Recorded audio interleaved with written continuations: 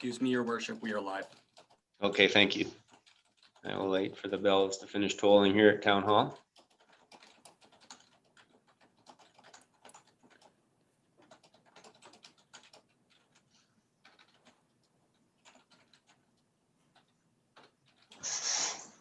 All right, Council, it's 5 o'clock. Time to get down to business. I'm going to call the meeting to order.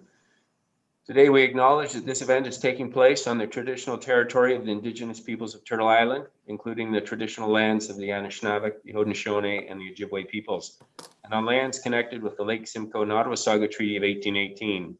This is the home of a diverse range of Indigenous peoples, whom we recognize as contemporary stewards of the land and vital contributors to our society. So some housekeeping items just before we get going. Councillor Madigan has advised that he will join this meeting in session. And other than that, we have everyone here. We do have wind warnings and some severe weather warnings. So just for council's information and anyone watching, in the event that we lose power, we will wait 20 minutes to see if we can regain it.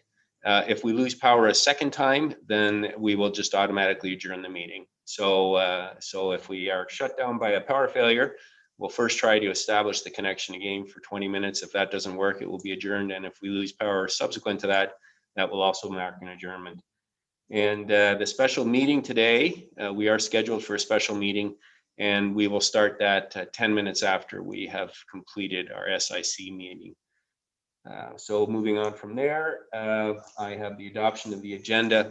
It is moved by Deputy Mayor Hall and seconded by Councillor McLeod that the content of the Strategic Initiative Standing Committee meeting committee agenda for October 7, 2020 be adopted as presented. I will call the vote then. All in favor? That is carried unanimously. Thank you. And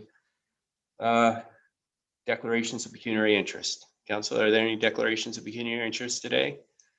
Seeing none, if you find yourself in that situation as we progress, let us know.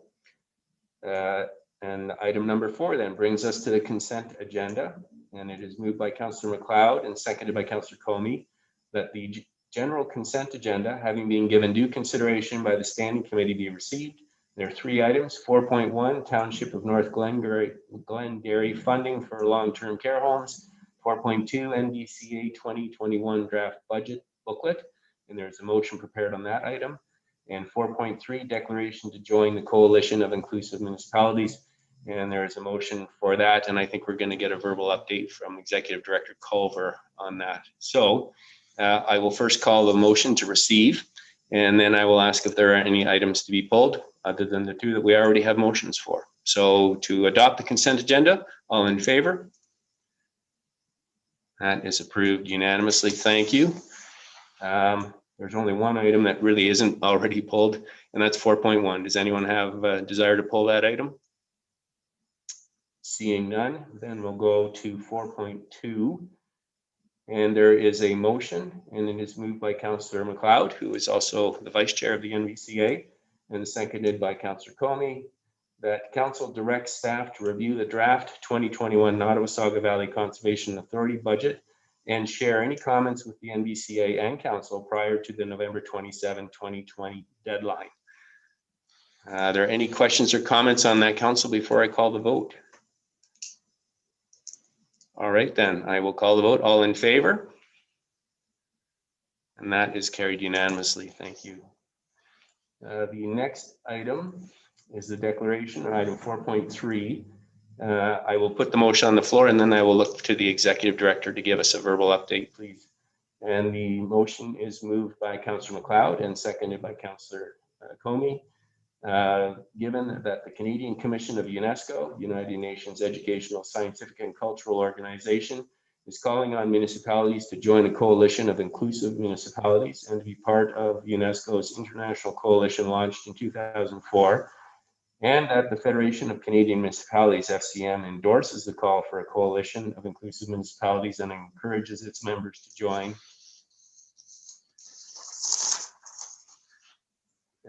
Whereas municipal governments in Canada, along with other levels of government, have responsibilities under Canada's Charter of Rights and Freedoms, as well as federal, provincial, and territorial human rights codes. and therefore have an important role to play in combating racism and discrimination and fostering equality and respect for all citizens. Be it resolved that the town of Collingwood agrees to join the Coalition of Inclusive Municipalities, and in joining the coalition, endorses the common commitments and agrees to develop or adapt its own unique plan of action accordingly. And that these common commitments and the municipality's unique plan of action will be an integral part of the municipality's vision, strategies, and policies.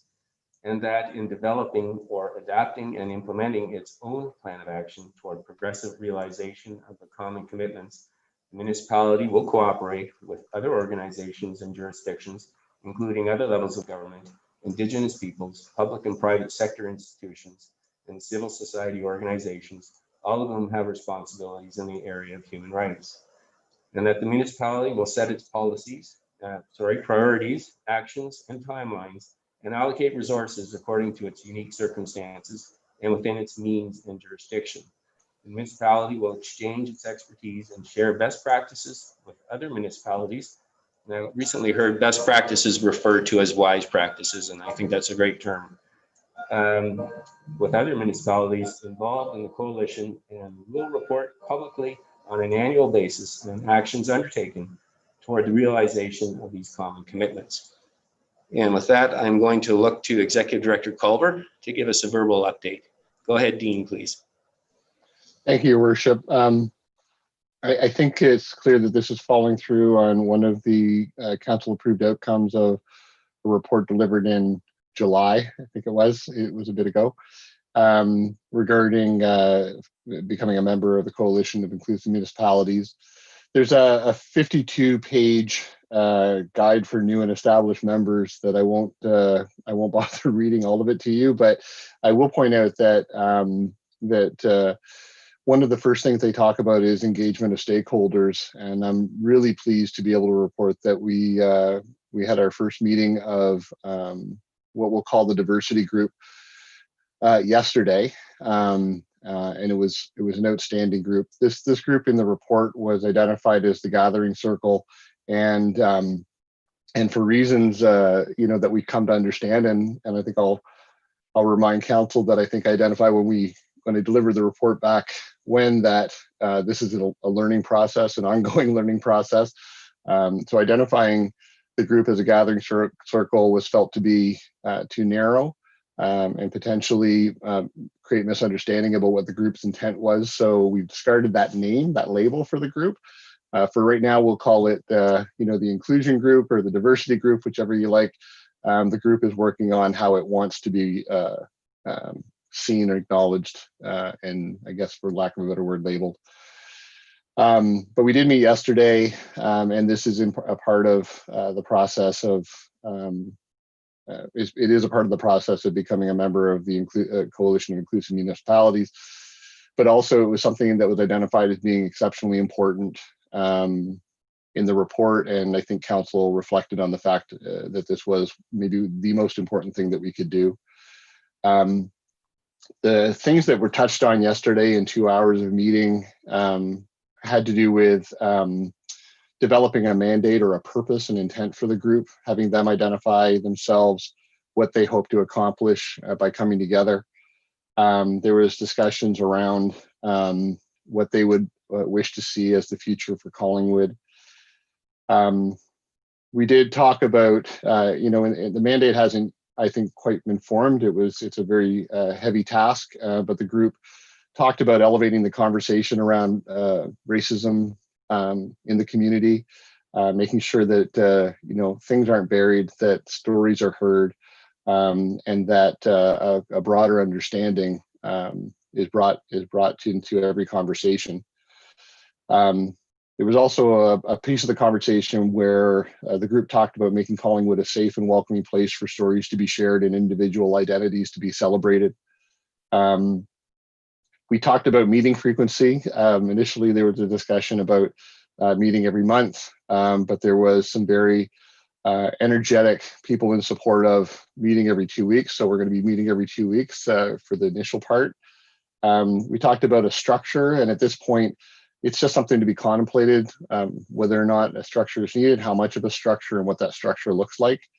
The town will continue in the role of facilitating the conversation for now, but we're obviously encouraging the group to develop its own structure as well.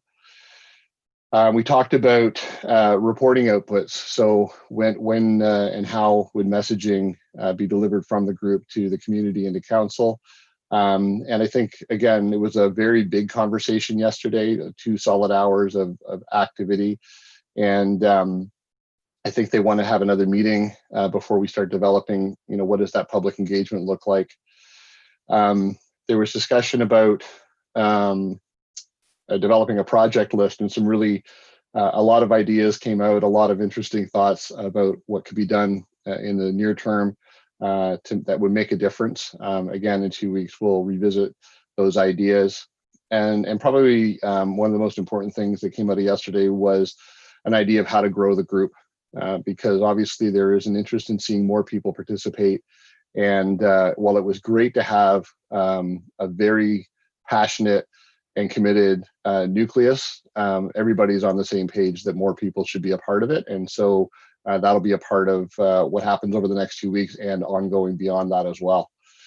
So while you're taking a look at the declaration, I want you to also know that staff have been trying to figure out exactly how to, I would say, carefully assure that what we're doing is meaningful and it adds, that it makes a change that I think we're all looking for in the community.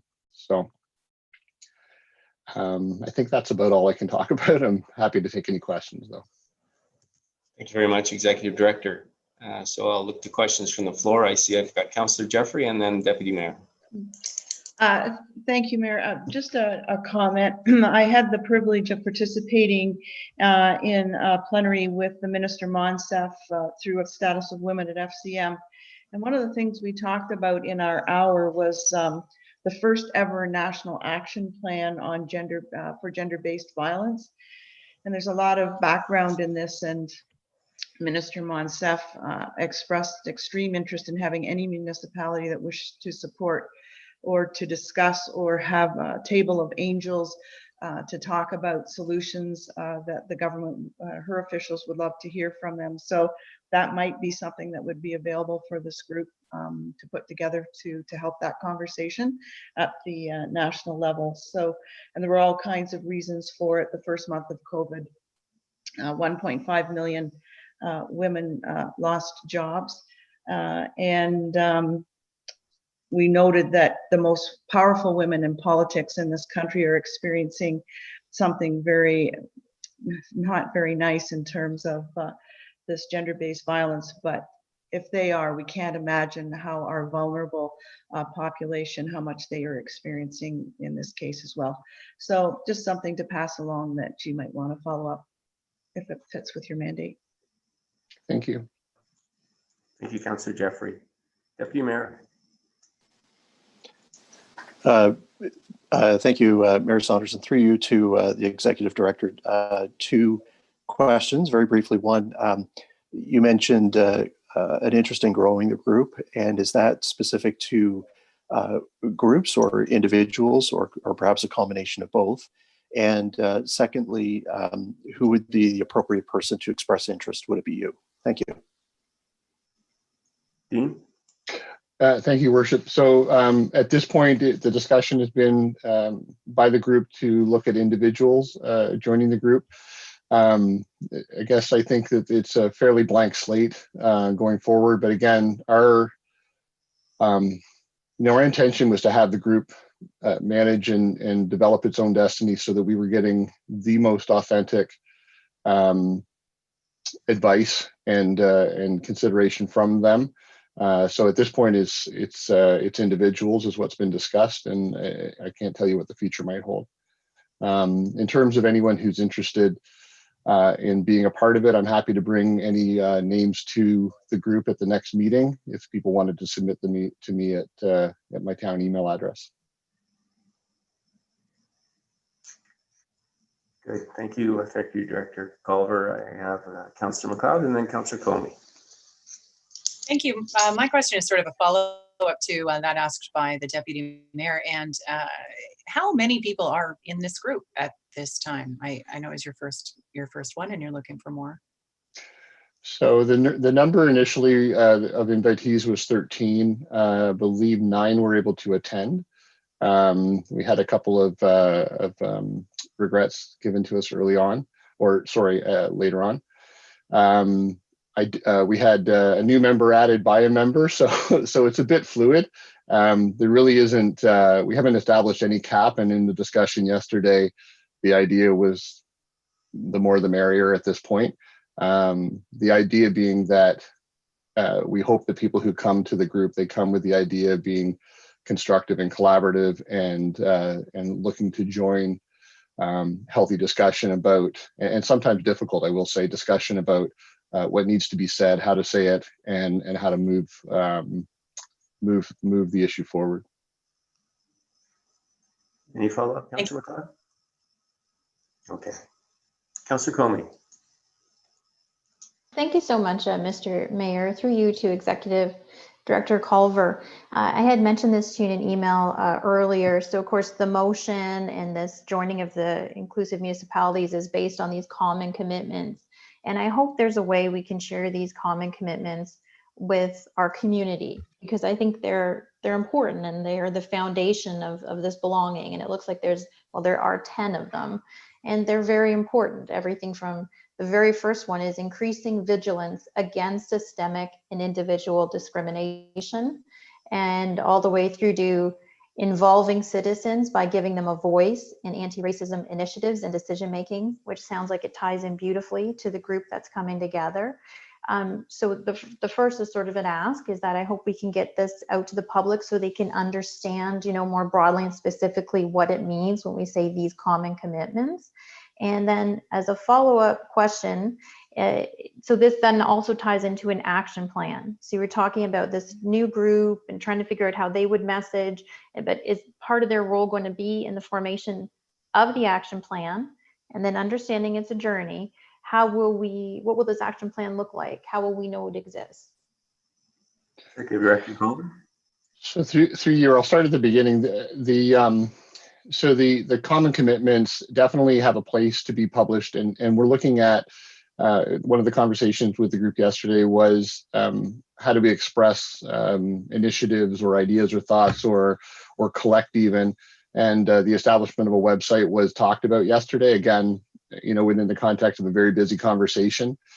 Staff have already conceptualized some ideas around this that we shared with the group and was well accepted.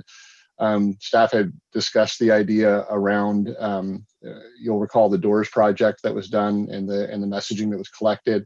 This seemed to kind of provide a nice base point for us to begin expressing intents through a website. So we're kind of working on that and looking for the group to be involved in what the content of that is. Certainly that's where the common commitments could live, because I think they are universal enough for everybody to understand and to know that this is where the community wants to be. Your next question about the group's participation in the plan. At this point, I would say they are the generators of the plan. The conversation we had yesterday about a plan was that nobody really wants to adopt a plan. We want to invent a plan. We want to make sure that what we do reflects Collingwood specifically, and it isn't a matter of pulling from another municipality or something that sort of would serve the purpose but not necessarily get the job done. So this group has shown an energy towards that, and I would absolutely guarantee that they'll be a big part of the development of that plan. Thank you, Director. Any follow-up, Councillor Comey? Yeah, thank you so much. So then just to sort of take it full circle, when said plan is developed, will it be a public document? How will the community know it exists? Yeah, through your worship, definitely it's a public document. I mean, I think that's the point of it, is that we're looking to have the community climb on board with this initiative, everybody, not just people living in racialized communities, but everybody. And so definitely it will be made public. There is an intention to put an amount in the budget for 2021 to get some support in the development of that plan as well. Not a large amount of money, but some money. And the idea being that while we recognize the passion that's already exists within the group, there's probably going to need to be some guidance and support to help us actually get to a place where a plan exists, a documentary plan, and then that plan will be shared with the public and council, obviously. Fantastic. Thank you so much. Thank you. Councillor Hamlin. Thank you. Through you, Mr. Mayor, to our Executive Director. Firstly, I'd just like to thank you for steering this important initiative in our community. I love where it's going. Sounds great. And I do have one question, which is, I understand that the growth of this group is happening a bit organically, and you're still at the very beginning. I'm wondering how our community can find out that they have the ability to participate with your group, just in case they don't already know someone who's involved. Will you be reaching out in some way to our public? Dean? Yeah, through your worship. Yeah, again, I want to be extremely careful. So I'm happy to receive on behalf of the group emails, because I have a public email address, and everybody is welcome to send me their interest in being a part of the group. And I don't mind stating that to this meeting, and I don't mind, council sharing that broadly as they're asked the question. I'm really, really cautious and want to be super careful that we're not creating a governance for this group that the group doesn't adopt on their own and by themselves. One of the challenges that we see is that institutions will develop approaches, and those approaches tend to, they can lead to a propagation of the systemic issues that happen by virtue of the institution creating the process. And what we're trying to do is we're trying to back away from that and really listen to what's going on within this group and allow the group to guide us. And so I'm happy to take them. I'm happy to bring it to the group. I'm happy to put it forward. My guess is, based on the temperature yesterday, is that the group would be very welcoming to anyone who wants to join, but I don't want to make that decision on their behalf, and I don't want to suggest that promise on their behalf. They need to make that choice, and they need to decide how and when and to what extent the membership will grow. I know we had to create a starting point, and this is what makes it really, really awkward. We had to start something in order for something to grow.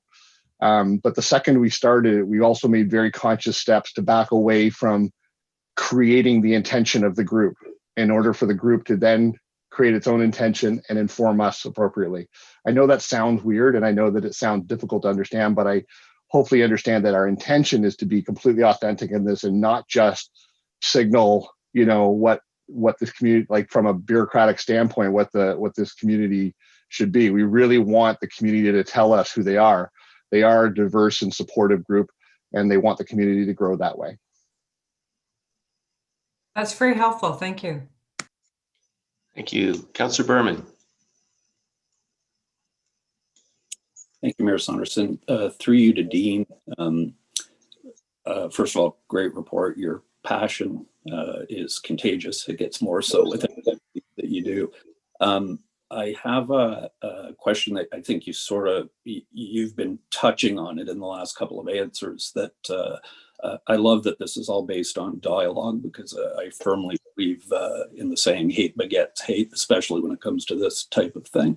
And we've seen, unfortunately, too much of it lately on social media, where people's passions get the best of them.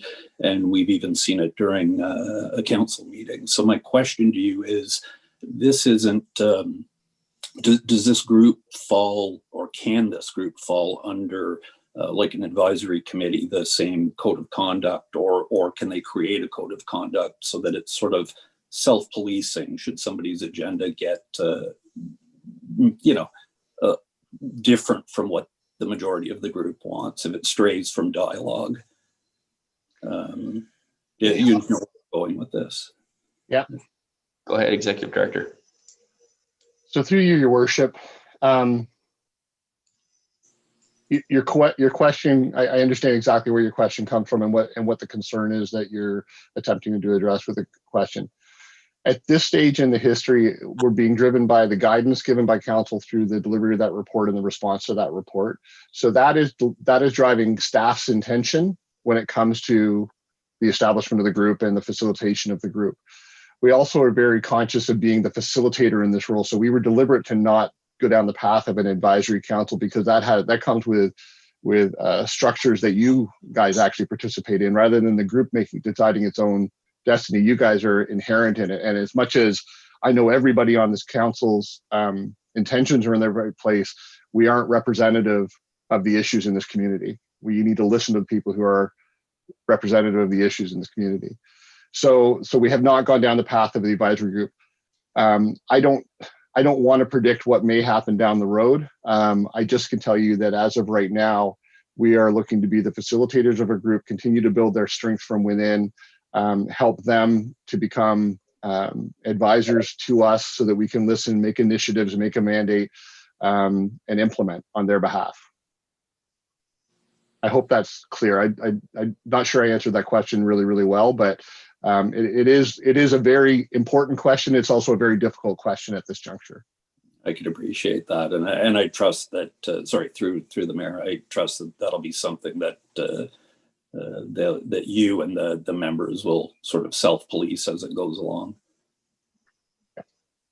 And I think on top of that, Executive Director, you mentioned that the terms of reference and the mandate are still issues that the committee is wrestling with. So I would imagine as part of that process, you might come up with sort of a values statement, and which would, I think, go towards the concerns or issues that Councillor Berman was looking at. Yeah, if I may, Mayor, I think one of the things that I'm struggling with, and I want to make sure that the council understands this, is there's no doubts in my mind about this group and what it's capable of, and how it can grow and how it can be a really important part of this conversation. But we had the meeting yesterday. We haven't even had time to collate all of the notes that we gathered from yesterday, and we're meeting again in 2 weeks, which is a really short turnaround to both cover some of the ground that was established yesterday. Sorry.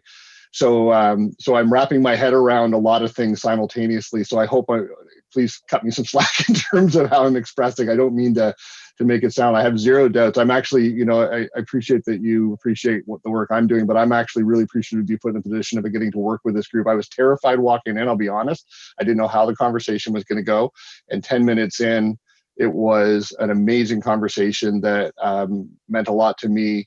And by the end of the meeting, I feel everybody really got something out of it. And then, and I think we're all looking forward to meeting again in 2 weeks. All right. Seeing no other further comments, I have a couple of comments. And first is really to say congratulations, Executive Director. It's very exciting to hear this. I think we're all very encouraged around the table to hear about this the formation. And this is really one step of a multi-pronged report that you brought back in July about other initiatives that we can follow up on. And certainly we will be, as council, following up in every way we can in terms of lobbying through AMO and FCM and directly with other levels of government. And you and I are talking about letters to other levels of government to be addressed, I think, on the October 19 meeting. So this is all part of a very big discussion that we're having in our community, and it's great to see it getting going on such solid footing. So thank you for that. So seeing no other comments, then I will call the vote. All in favor? And that is carried unanimously. Thank you. And that takes us to staff reports, item 5. And first up is item 5.1, CC 2020-07 Foundation Collingwood. And it is moved by Councillor Comey and seconded by Councillor Berman. Whereas council has indicated a strong interest in the establishment of a charitable foundation to provide long-term benefits and supports to the community with initial funding from the asset sale proceeds, legacy fund, that have resulted from the sale of the town's former electrical distribution utility and regional airport.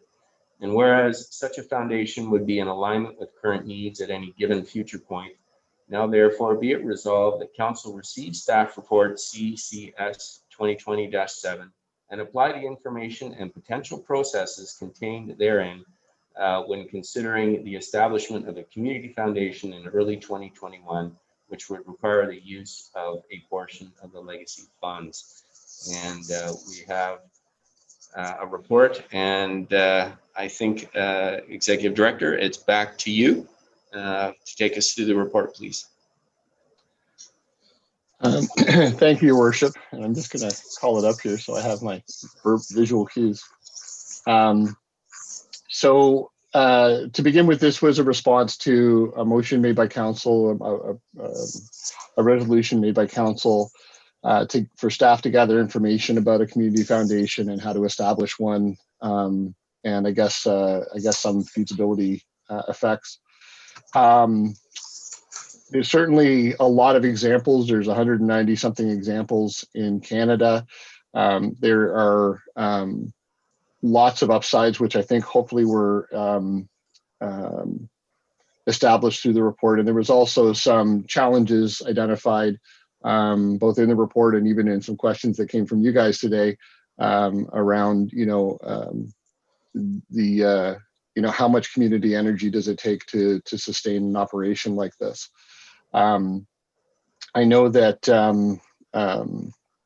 I know that it is actually a very, very large move, and I'm kind of glad in a way that you have some time between now and the decision over the legacy funds and the allocation of legacy funds between now and early in 21 to consider everything. I should note, and I would like to note and thank Stuart Reed specifically from the Community Foundation of Grey Bruce, who really helped with a lot of understanding and backgrounding on how a community foundation works and functions. I'd asked initially for Stuart to be here today, but I think what we'll do is we'll hold Stuart in reserve for when you make your final decisions in early 21 and have him come and speak to it so that you can ask any questions of someone who's had a great deal of experience in a 25-year-old community foundation. I'm not sure what else you might need to know, but why don't I ask for questions and then I can answer as needed. Thank you, Executive Director. Council, questions or comments? I see. So I've got Councillor Comey, Councillor Jeffrey, and Councillor Doherty. Go ahead, Councillor Comey. Thank you, Mr. Mayor. Through you to Executive Director. So as I read through the staff report, which as always it was great. It covered a lot. In my mind, it took me back to recollection that we revamped our current grant program not so long ago. And I wonder if you wouldn't mind, please, sort of comparing and contrasting for me what impact the foundation would have on the town's grant program as it currently stands at all. Does it go away because of this foundation? Does it remain? And I'll kind of follow up from there. Thank you. Executive Director. So through you, Your Worship, one of the things that's being recommended through the report is that the town's current granting vehicles be directed at the foundation. The idea being that, and again, there's some clarity to be established in terms of what is the best use of that fund, because the intent in the report, the intent indicated in the report is that by contributing to, say, the administration of the fund, you'll be removing some of the pressure on the fund itself, and that allows you for more granting. So rather than making, so for example, between the Community Recreation and Culture Grant and Council grants, that's $70,000. If that $70,000 was directed at the administrative operations of the foundation as a donation, but specifically for that potentially allows some room to be made for granting out of the fund. So there's those ideas are what we're presenting in the report. So I think hopefully completely answer your question. Yes, we'd be looking at replacing the current granting programs within the municipality with the foundation, who has a proper granting process, has needs established by research that they've done that basically is a fulsome approach to charitable giving, whereas the town sometimes struggles with this capacity. Thank you for that. And then through you, Mr. Mayor, as a follow-up, so would you say there would need to be any concern that potentially some of our, let's use the word regular grant recipients, so I'm thinking about youth sports and some of our teeny tiny little music groups, would there be any concern they would no longer qualify? Because you touched on something like a more formalized process. Maybe they are not a registered charity. Maybe they just sort of self-certify, they're not for profit. Should we have any concern as we move forward, doing away with the current process, moving into this, that we might, like some of our groups might lose their funding? So through you, your worship, I wouldn't have any concerns. And the reason why is because in researching community foundations all over the place, we're finding a lot of different outputs, much of which and a lot of which is youth programs.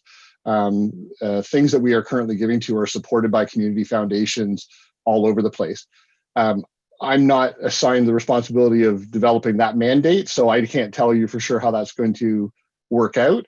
But certainly, one of the things we've recommended is that a member of council be a part of the board, and that there is a relationship between council that way, so that those kinds of ideas can be brought to a board, and the board can put them into the considerations for how to grant and what should be granted. In terms of organizations that don't have charitable status, so a fund is only able to give to charitable recipients. Having said that, there are a lot of ways to work with that that actually they strengthen the granting process. So, for example, someone who doesn't have a charitable number may have the ability to partner with somebody who then can actually open up a lot of opportunities for that recipient.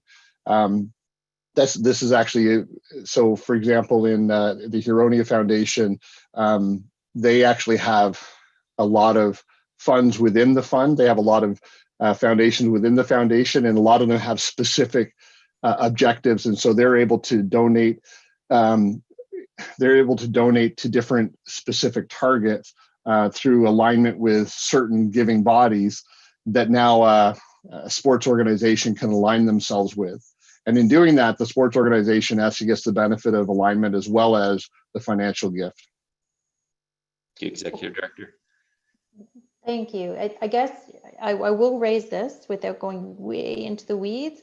I'm a little bit concerned and a little bit sensitive to hearing charitable only, and you bringing up sports because we know they're often not for profits. They don't fall under that charitable status. So I am hearing potential concern that our sports organizations may not fit under a foundation profile. So through your worship, I shouldn't be that categorical. So the term under the CRA is eligible donee. It's not necessarily charitable, but they have to be aligned with an eligible donee. And I'll tell you, one of the eligible donees is a municipality. So potentially what could happen is that we could actually say, you know what, we're looking to support the development of a soccer facility or soccer needs, and we can actually be the recipient and distribute the funds to the soccer association if that's what wanted to happen. Okay, I appreciate it. I know we have a long agenda, but thank you for entertaining those questions. These are all important questions, and I think there's, as the director has indicated, there are ways to deal with these things, and if not, we need to know about them.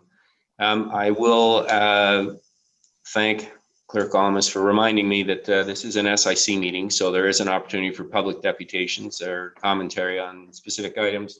What I propose to do on this item is to finish off with council comments, and then I will go to the public. And I had you up next, Councillor Jeffrey. Thank you, Mayor Saunderson. Through you to the Executive Director.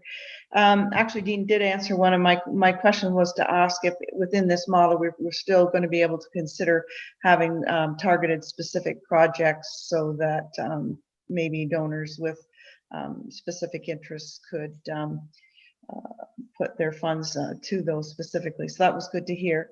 And I really support going forward. For me, the only thing will be the discussion about the amount of money that needs to go in view of the collective consideration of the totality of the legacy funds. But I'm very much supportive of moving it forward. Thank you, Councillor Jeffrey. Next, I have Councillor Doherty. Thank you, Worship. I'll just preface my questions by saying I had anticipated a more detailed overview of what the proposed fund was to look like. And so my questions are kind of rooted in the structure and the execution of the fund.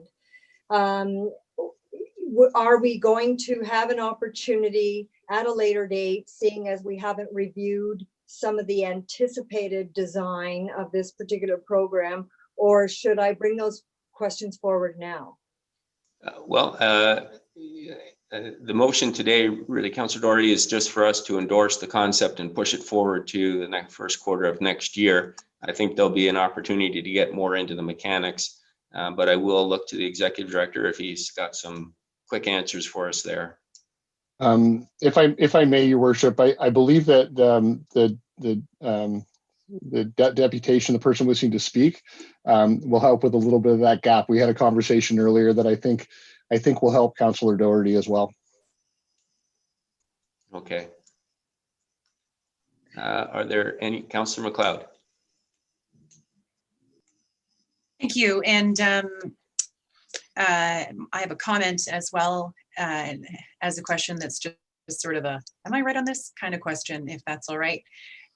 So my understanding is that each of these things across, from what I've read in this report produced by the executive director, is that these are unique and there's an umbrella structure, but each time each community has one, they do it their own way. And so am I right in suggesting that as a way of mollifying the concerns of Councillors Comey and Doherty, that we get to pick how we are going to sing, and it's all up to us if we decide to go ahead with it? Is that correct? Through you, Your Worship, to the executive director. Dean? So again, through Your Worship, these are great questions, and I don't want to steal the thunder of the person wishing to speak. Roz and I had a conversation earlier where she recommended the idea of a visioning exercise, which actually I think would solve a lot of the concerns that are being expressed by council, that the community and council could come together around, and with consideration of such things as the strategic plan and other plans and strategies that have developed over time, to come up with kind of the idea of what is the community foundation for. I think that, I struggled with this certainly in writing the report, because this is a report to council about how a community foundation works and functions and examples of that. But council is doing this based on the fact that there is this amount of money that has been established through the share sale proceeds. And there is an idea that this money can benefit future generations by being invested in a foundation. The purpose part didn't really become part of the report.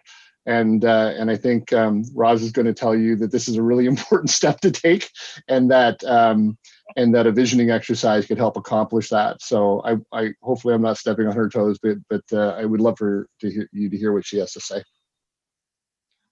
Okay, well, with that being said, maybe what we'll do is get Roz in here, and if there are any questions or comments from council after that, then I will entertain them as well after that. So Sarah, if you can go to the lobby and please invite Rosalind Morrison in. Yeah, able to speak. Well, hi everyone. How are you? We're good, Rosalind. Thank you for taking time today. My pleasure. Well, for those of you who don't know me, I'm Rosalind Morrison. I've had a long career working with the Toronto Foundation, recently retired, live in the Blue Mountains, do lots of volunteer work. Many of you have been involved in some of that volunteer work, so thank you for that. I just wanted to say that I applaud the idea of a community foundation, and to say that Dean's report is a fantastic primer in terms of understanding what community foundations are all about. So congratulations on that. I also want to say that I've spoken with many individuals, including most recently Dean and the former CAO, the current acting CAO, the mayor, and Councillor Hamlin on this topic in particular. And I think that, Dean, that was a great segue, so thank you. In terms of being in fundraising for probably most of my life, I know for sure that content always comes first. And so the purpose or the aspirations or the hopes for what we all want to achieve is going to inspire more and more people to get involved and to come on board. Second point is that there are many needs in the community. So Dean and I did have a great conversation around alignment and trying to ensure that people see their voice and that we don't ask them one more time for input in terms of what they would like to see in their community. So there have been many discussions on the strategic plan updates. There have been discussions around Collingwood's priorities.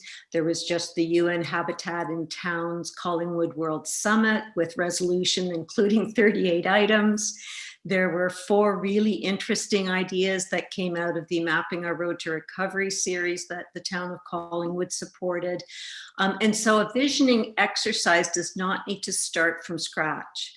A visioning exercise could begin to model the priorities from all of those documents and to say, where is the greatest leverage points? Where can we accelerate some of these ideas? And what will a community foundation do for us in that regard?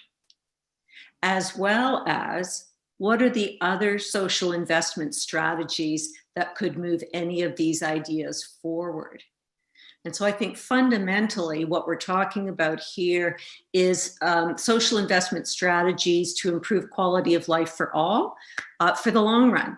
And so it provides everyone here with an opportunity to think about that visioning exercise that could actually get to some of the deeper, more complex causes of why are we here with some of the issues that we're experiencing.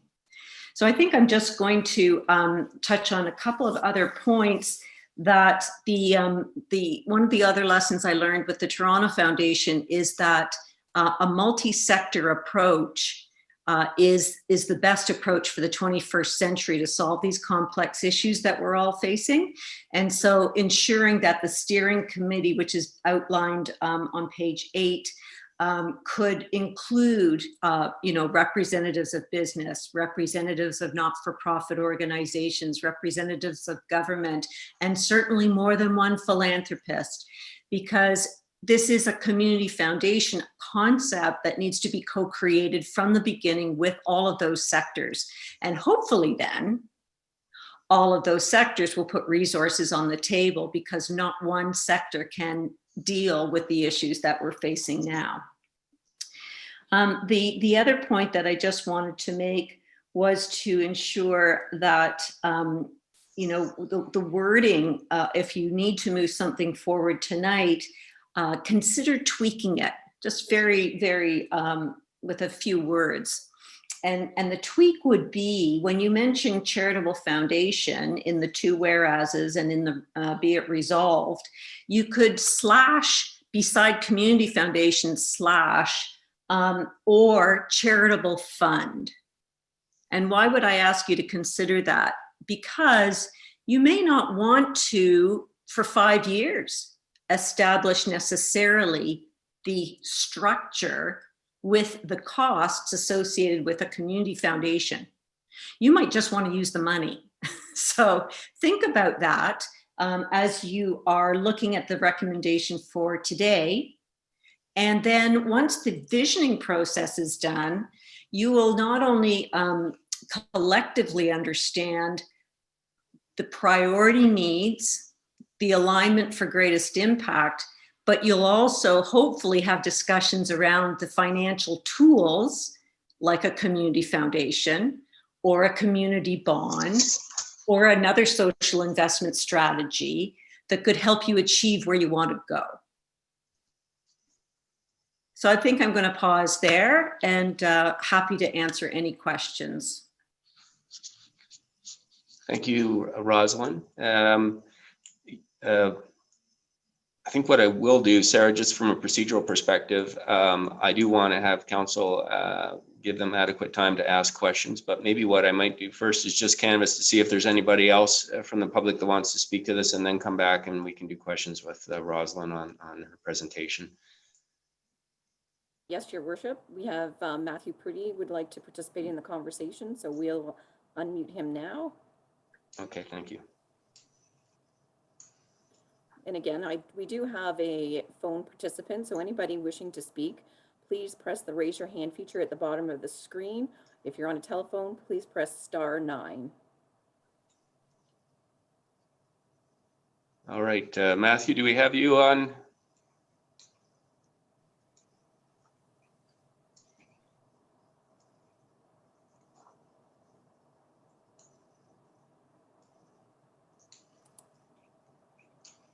I'm not hearing anything from Matthew. Sarah? Maybe what we'll do then, if Roz is still available, let's do the questions now then, and we'll go back to Matthew after. On council, is anyone there? All right. Hello? There's Matthew? a delay on this line. Matthew, can you Is hear anyone us? hearing this? Sarah, it doesn't sound like Matthew's hearing me. Oh my goodness. Hello, is anyone there? Yes, Matthew, we're hearing you. Can you hear me? Yes, I can. All right, then, so Okay. 5 minutes and we're talking about the Community Foundation Initiative. Yeah, I just needed to go ahead, that's all. Okay, Okay, guys, Miss Morrison summed it up. Co-creative. At the last SIC in March, I brought that to people's attention that we're getting into the singular kind of effect. What a great concept that any group that wishes to receive money from the Legacy Fund, the foundation, they should be bringing at least 50% to the table so the Legacy Fund doesn't turn into a slush fund, as we dealt with pre-inquiry. What will they bring to the table that should constitute at least 50% to match the required monies that they have interest in, and to match those dollars for dollars instead of it being an all-out giveaway. Definitely a cautionary thing in that sense. It should be a 50-50 proposal and green light if so. That's my cautionary thought on that one. Hand it back to Town Council here. Thank you. thank you, Matt. Sarah, do we have anyone else who would like to speak on this item? No, we do not. Okay, then if you can please put Rosalind back on, and I will open the floor for questions from council.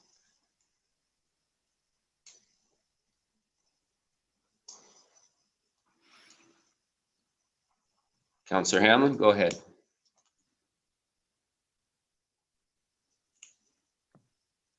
Thank you, Mr. Mayor, through you to Rosalind Morrison. Thank you, Roz, so much for bringing your expertise to the table and sharing it with us tonight.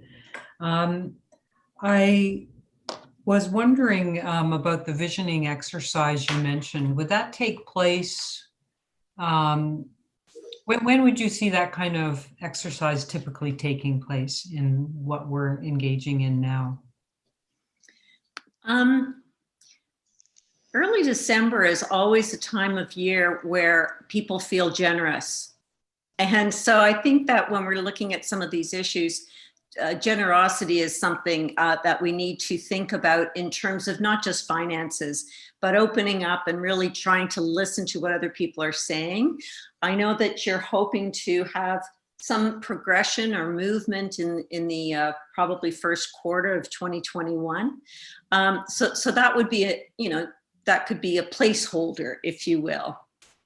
Could be November, could be December. I think that, when I look at some of the priorities that Collingwood has based on their strategic plan and other things, that also in terms of generosity, you might want to consider inviting others from the 4 sectors I mentioned, from other municipalities, if we're going to move forward on some of the bigger items that you have on your top 10 list of priorities. So, it could be a visioning exercise that accomplished more than one thing, for sure. Okay, thank you so much. Council, any other questions for Rosalind Morrison? Rosalind, thank you very much for your input today. It's much appreciated, and I'm sure we will be connecting to discuss the visioning exercise moving forward. You're most welcome, and good luck with your deliberations. Thank you very much. I'm going to leave the meeting now. Thank you. Okay. Council, I guess if there's no other questions or comments, I would like to offer a comment, and that I think this is a very exciting opportunity for us. It's a way for us to invest in our community in a way that will only grow as we move forward in the future. And we know with all the financial demands, fiscal demands on us and our budgetary constraints, we've seen certainly our grant project amounts and our budget shrink over the last 10 years. And this is a way for us to establish a mechanism that can actually increase and grow the funding available for our community and the important organizations within the community, so that there is an increasing balance moving forward. And certainly there's an incredible amount of flexibility, as I understand it from the report, in terms of various endowments. They can be specific endowments, and then there's also the application process to the board of the community foundation. So I see this as a very exciting opportunity for us to invest some of our legacy funds in a way that can grow the future monies available for our organizations, and in a very hopefully powerful way. And we've seen, just from the one example, if you got to 5 million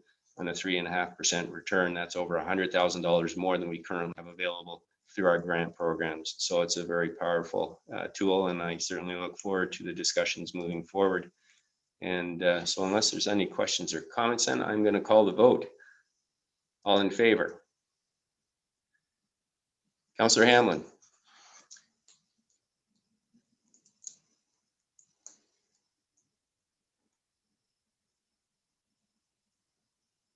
Try the space bar, maybe.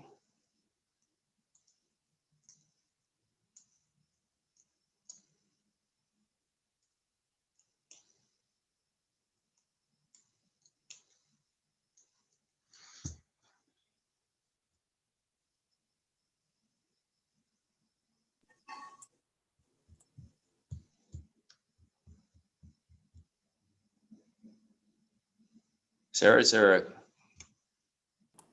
quick tech help to get Councillor Hamlin unmuted there?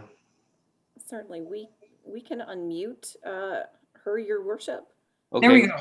Here I am. Sorry, technical difficulties always. Sorry, Mr. Mayor, what I wanted to do was to follow up on Ms. Morrison's suggestion to make a slight amendment to the resolution that's before council. And so I think it would be in the last clause of what's before us, it would say now, and this would be an amendment I'm proposing, now therefore be it resolved that council receives staff reports CCS 2020-07 and apply the information and potential processes contained therein when considering the establishment of a community foundation / charitable fund in early 2020, which would require the use of a portion of the legacy funds. All right, and do you have a seconder for that? I've got Councillor Doherty. Council, are there any questions or comments before I call the vote on the amendment? Go ahead, Councillor Berman. Thank you, Mayor Saunderson. Through you to Dean, I guess. We're just receiving this report in concept. Nothing's firm, nothing's been put together. We had a refresh on the training last week, part of which was that it's not recommended that we craft policy on the fly, which this would be doing. So changing these words aren't really going to change anything that you're setting out to do today, are they? And if they are, I stand to be corrected. I'll pass that through to Executive Director. Go ahead, Dean. Through your worship, no, the change in wording would not generally affect the intent of the report. So certainly all council would be doing would be broadening opportunities or broadening understanding of the potential opportunities to be established in 21. Okay, so I think I'm comfortable with that. You already understand those, so I'm happy to leave the motion the way it is. Thank you. Okay, Any other, I've got you, Councillor Hamlin, but I'm going to go around the floor to see if anyone else has a comment first. Any other comments or questions, Council, on the amendment? Councillor Doherty, go ahead. Thank you, Your Worship. Just to clarify that the reason why I am seconding this proposed amendment is because I think it is just expanding our opportunities and not pigeonholing us in any particular direction at this very, very early juncture. Well, and I understood. I mean, a community foundation is a very broad topic to begin with, but I think, as I understood Rosalind Morrison's comments, this is just another possibility that if you're not looking at putting the money into principal to yield income, there may be a more direct way to invest the funds. And I understood from Director Culver's response that we are just, again, leaving options open as we progress with this initiative forward. All right. Go ahead, CAO. Thank you, Your Worship. I did want to mention, and I don't have an opinion one way or the other, that I do see this as quite a broadening of the options, because we were looking at a foundation which in its inherent nature takes a sum of funding and puts it aside where we spend the interest or whatever money is gained. Whereas a charitable fund, you would spend the money as opposed to only the interest. Now, there may be lots of reasons why you can more soundly address a problem, and I had a very good discussion with Ms. Morrison recently, but it does ask staff to look at options to spend the money as well as to hold the money in perpetuity with the wording change. If that is your intent, then I just wanted to point that out. Thank you.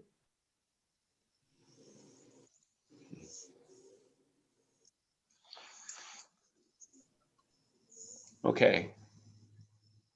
Are there any other questions or comments before I go back to Councillor Hamlin? Seeing none, go ahead, Councillor Hamlin. Thank you, Mr. Mayor. I just wanted to comment that why I moved this motion was that I have learned a lot over the summer because about this whole issue, working with a particular woman who's an expert in social finance. And she was one of the people I did the presentation at the UN conference with. And I've come to understand that there is a lot of different social investment strategies that a community can benefit from, one of which is a community foundation. And I wanted to ensure that if we did embark on a visioning exercise of what is this fund going to be used for, that we also consider, is a community foundation the only thing we should be looking at? Or should we be looking at, as she suggested, a community bonds, like things that, we haven't talked about, staff hasn't looked at. But because we're at the very beginning, I wanted to, and this maybe I'll pose a question to our executive director through at the end of my comments. I just want to make sure we haven't closed the door on looking at all the alternatives that are available to do good in our community at this early stage. So perhaps my question through you, Mr. Mayor, to our executive director is, do you feel the wording of this motion is broad enough that if we were to hold a visioning exercise, we could hear from experts who might give us some advice and direction on different ways to do good in our community through strategic or social investment strategies? Director Culver. Through your worship, so I don't have, I have no problem at all with the expanded wording. I'm not against it. I think that again, it's a very big decision, and the challenge for staff is developed a report here that was I was asked for something specific, and we delivered something specific that provided sort of a narrowing of focus, so we could achieve a bullseye target. What we're trying to get to what is the best use of it, in the context for this report was a community foundation. I think Ms. Morrison to come in with an alternative view. Certainly it's within council's purview to take this report forward as it is, because this is just sort of advice to kind of lead us to deliberations in early 21, to broaden the language so that it's widely understood that when those deliberations happen, other considerations may be had. To take this to early 21, discard this report and go after a fund. There's a lot of different options. And so I don't want to create more confusion or complexity by saying, I mean, essentially you can do what you think, the majority of you feel you need to do in order to get to where you think this has to go. The job I had was to give you a report that said, here's a community foundation, here's what it can do, here's examples, and here's a process. I think it's really up to council whether council wants to keep the field wide open, knowing that this doesn't really sharpen the tip of the spear, or whether they want to, drive forward with direction through approval of the report. I don't know how to contribute more than that. I'm sorry. Just in response, Councillor Hamlin, just a quick follow-up, please, and then I'm going to go around the table. Go ahead. Yeah, I just want to add that, I totally appreciate Mr. Culver's explanation, and he was asked to do a report on a community foundation, and he's done a great one on how we would move forward. What I'm asking at this stage, and I know it's easiest for us to just say, we've heard about community foundations.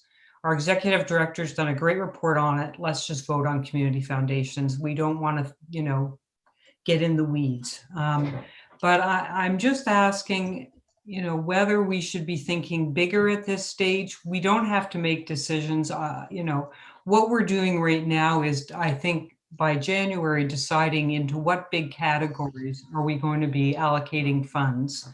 And what I'm suggesting at this stage is that we not, on this part, which is the charitable fund, do good community foundation allocation, that we not be too narrow on our focus just because we don't understand it yet. So I'm not necessarily fixated on adding some words to this motion, but I just want to make sure our discussion continues. And that we not be afraid to think about this and get more information. Thank you. Thank you for those comments, Councillor Hamlin. I guess where I think we may be running up is this is a fairly significant amendment to the report that's maybe taking it in a direction we were not anticipating. We were looking at investment in a community foundation as opposed to looking at charitable payments out in lump sum, and I think that changes the tenor of the discussion. So I'm going to look to the clerk, but I'm wondering if this is better addressed in a separate motion to look at other options, as opposed to now taking a fairly defined report that's looking at one type of investment and then trying to broaden it into things that weren't part of this initial concept. I'm not sure. I just think this is maybe taking, and it's a good discussion. I appreciate that, but I think it's taking an existing report on a specific investment and looking at bringing in other types of investment, and maybe that should be properly addressed through a separate motion. And so I'm going to look to the clerk for some guidance on this, please. Go ahead, Sarah. Certainly, Your Worship. In looking at the recommendation, it is specific to community foundations. So charitable funds weren't identified within the report, and probably to do a separate motion would be most appropriate. And again, that would require a notice of motion. Okay. So Councillor Hamlin, what I might suggest is that you take that thought process and bring it forward as a notice of motion that we can address. I think we can table that notice today, and then it could be dealt with at the next council meeting. Okay, thank you so much. Okay. So maybe I'll come back to you at the appropriate time, but I think really at this point in time, we're looking at this staff report on the concept of a foundation. And again, we're pushing it forward, and I appreciate all the input and the visioning and the co-creating are all very important aspects of this moving forward. Okay, so, thank you for your guidance. Okay. So I don't know, Council, if I saw Councillor Doherty, you had your card up, but I don't know if that addresses your concerns and we're content to move forward on this particular item. Yes, that addresses my concerns. We'll look forward to a discussion of notice of motion. Okay. All right then, council. So calling the vote then on the charitable foundation or community foundation item in its initial form. All in favor? And that is carried unanimously. Thank you very much. All right, so that takes us to item 5.2, and that is T 2020-11 Highway 26 Beachwood Road Water Main Project. And it is moved by Councillor Jeffrey and seconded by Councillor Doherty that staff report T 2020-11 Highway 26 Beachwood Road Water Main Project be received, and that staff be directed to proceed with allowing property owners to opt for a lump sum payment, 5-year payment plan, a 10-year or 15-year payment plan. And I think we have, Marjorie, are you taking us through this? Okay. Yes, Your Worship. Go ahead, please. We just finished talking about legacy funds, and now I'm going to ask you to help me clean up a legacy problem. This has been outstanding for probably the 20 years.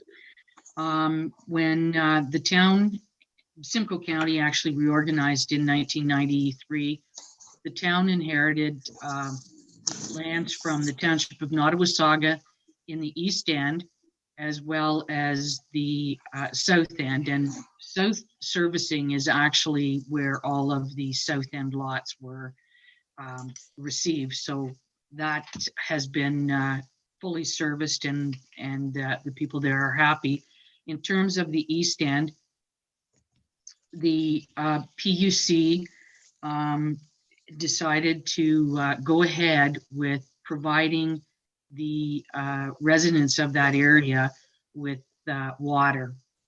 It was their desire to make sure that everybody had access to safe, clean water. So they put in all of the water mains down there, and the intention was that the residents would pay a frontage charge for those services. In the beginning, it started out that there were the bylaw itself actually establishes the fact that the charge had to be paid. There would be no forgiveness or no commuting the charge or not letting you pay it for 20 or 25 years. The idea was that it had to be paid. What has happened is, in terms of the town of Collingwood, we didn't find out about these outstanding amounts until early 2016, when we had actually amalgamated the water utility within the town's financial statements. During that time, from then till now, we've run into several problems with that. For instance, we've actually had properties that MPAC has consolidated that were owned by two separate property owners. We've run into trouble with the land registry office in terms of having the bylaw removed from title because of the broad nature of the initial bylaw that established the charge. We have actually had people contact the town prior to purchasing to confirm that there were no outstanding charges. And especially when they were ready to connect, in particular, we have one family that's in that situation. We have solved that problem. We have now coded our tax roll numbers indicating that no, the capital charge hasn't been paid on it. So because this charge has grown over the years based on indexation, we were looking for a method that would provide people with the opportunity to hook up now with the option of paying back the capital charge over in a payment frame of anywhere between 5 to 10 years. The biggest concern we have is that these properties have changed hands. When I've taken a look at the 118 properties that were on the list initially, I looked at the first 50 of them, and I think it was 45 of those properties had been resold. So the property owners' names were different on them. I don't know why they haven't twigged to the fact that there's something registered on title of the properties. But we have not had a lot of requests to have that removed. So what we would like to do is, with this process as well, let those owners know that these charges are still outstanding. And at some point in time, you're going to have to pay them if you want to build on your property and you can't put in your own well. I realize that there are some people that prefer well water to tap water, but with our water system, I believe that we have some of the best water in North America, if not globally. It would make sense in the future that they would want to ensure that they're having access to a safe source of drinking water and not having potential for contamination, because the area down there is all still on septic. And we're just asking council to let us go ahead and provide these property owners down there with the letter that's been included in the staff report that lets them know they owe money, how they can potentially pay it, and also to set up a process by where we will allow, or not allow, but to inform them each year. If they choose not to pay, we will inform them each year how much the charge has grown due to indexing. And that, Your Worship, unless Director Slama would like to add anything, that would be what we would like to do. Good. I'm seeing thumbs up from Peggy. So sticking to the correct order this time, I will look to the clerk to see if we have anyone in the gallery who would like to comment on the report that we just received. Yes, Your Worship, we do. We have Matthew Purdy would like to speak to this item, so we will unmute him now. And hopefully we'll be able to hear, because I believe he was on the phone last time and I don't see his phone connected at this point. Matthew, can you hear me?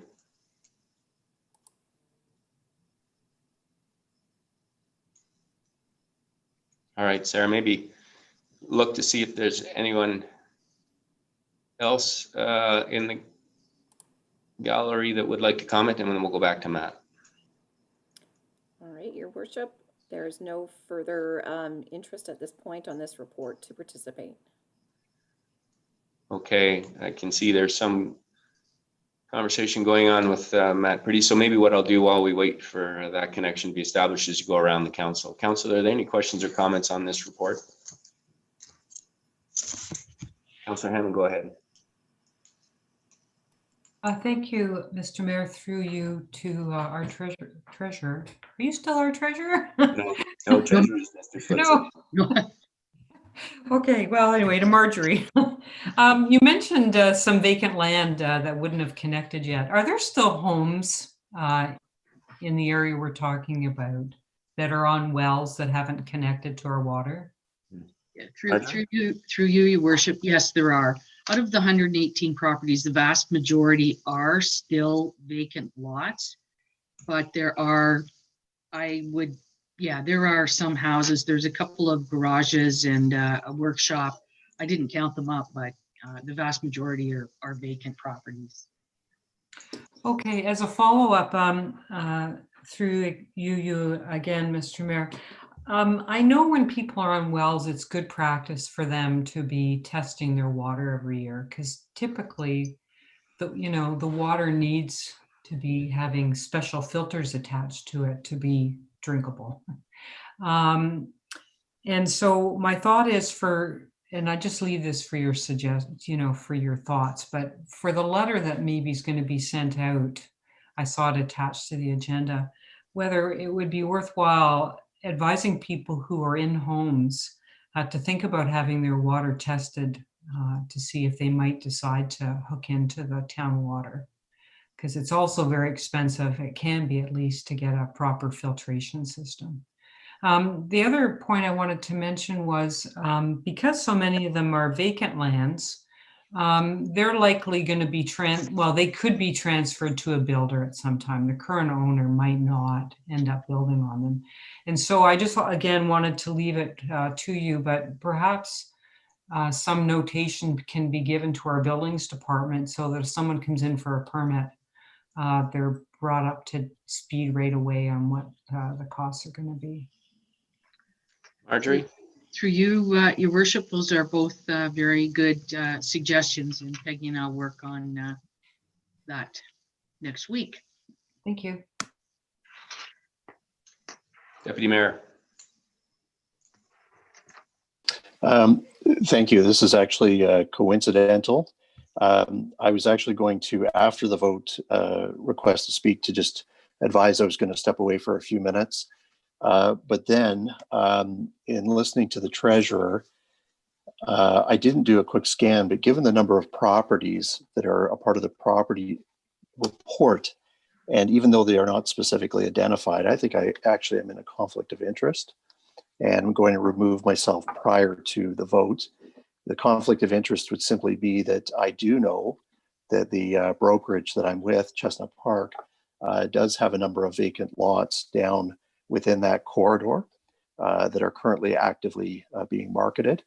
And therefore, based on that, without specific addresses, I think it's in the best interest that I just simply remove myself.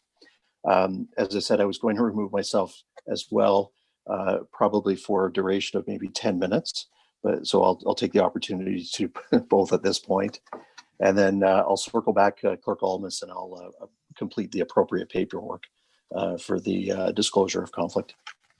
Thank you. Deputy Mayor. And we'll note in the minutes that you recused yourself on this item before any vote. Councilor, are there any further questions or comments before I call the vote on this item? Seeing none, all in favor? And that is carried unanimously. Thank you. Well, that brings us to item 5. Well, actually, I guess, Sarah, do we still have Mr. Purdy in the lobby for this item? Yes, we do. Okay, then let's patch him through, please.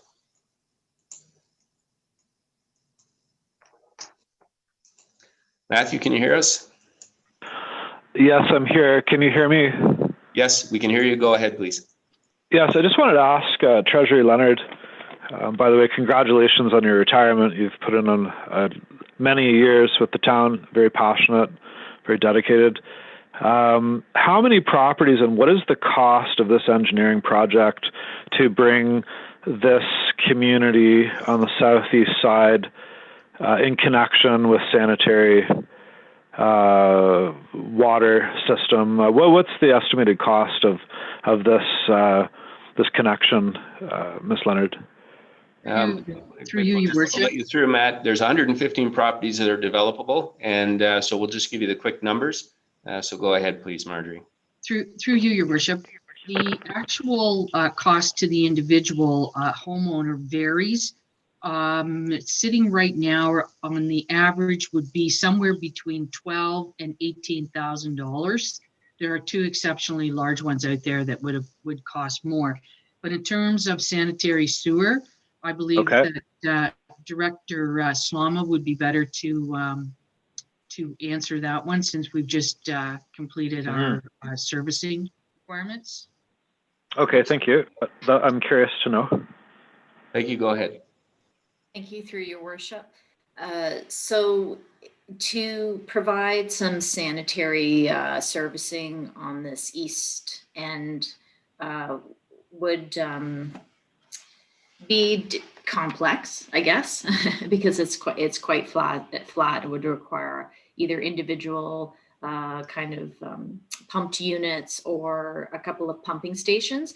So we did look at it in the master servicing plan, and I don't know the numbers off the top of my head, but I would say significant, like 60,000 a lot to at least to provide sanitary. Okay. Okay, that's good to know. I'm sure that's important for the future expansion of the town, and rightly so. And engineering is always, you know, a key element to expansion. Thank you very much. Thanks, Matt.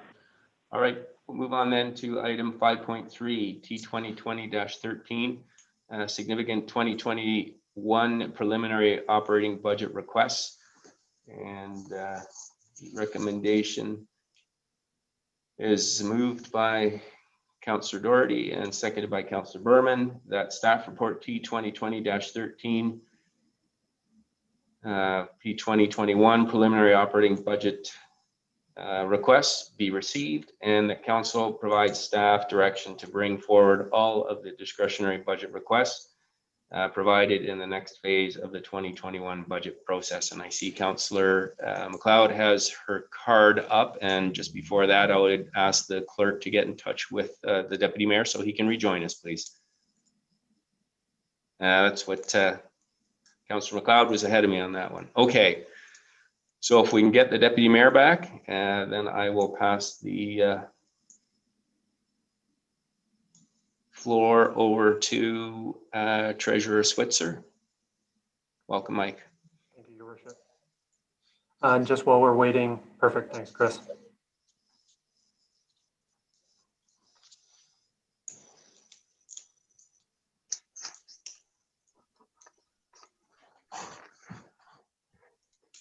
Well, Chris, could you let me know when Deputy Mayor Hall is back in the meeting, please?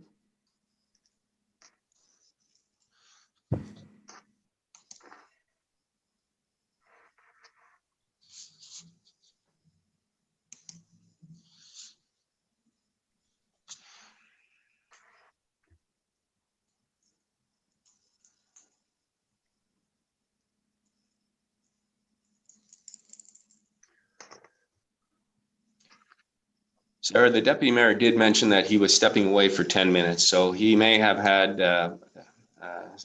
some other commitment. So given that we haven't, 10 minutes haven't passed, he may not be available to join us yet. And if that is the case, then maybe we can just start the presentation.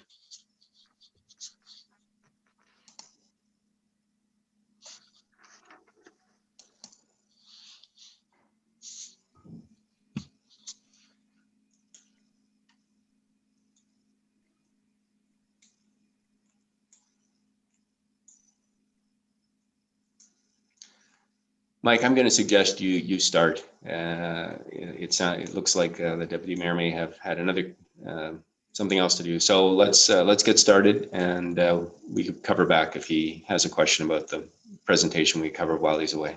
Go ahead, please. Thank you, Your Worship. So just as a quick recap before we get into this presentation, I just wanted to look at what Council endorsed on September 9th at the SIC meeting.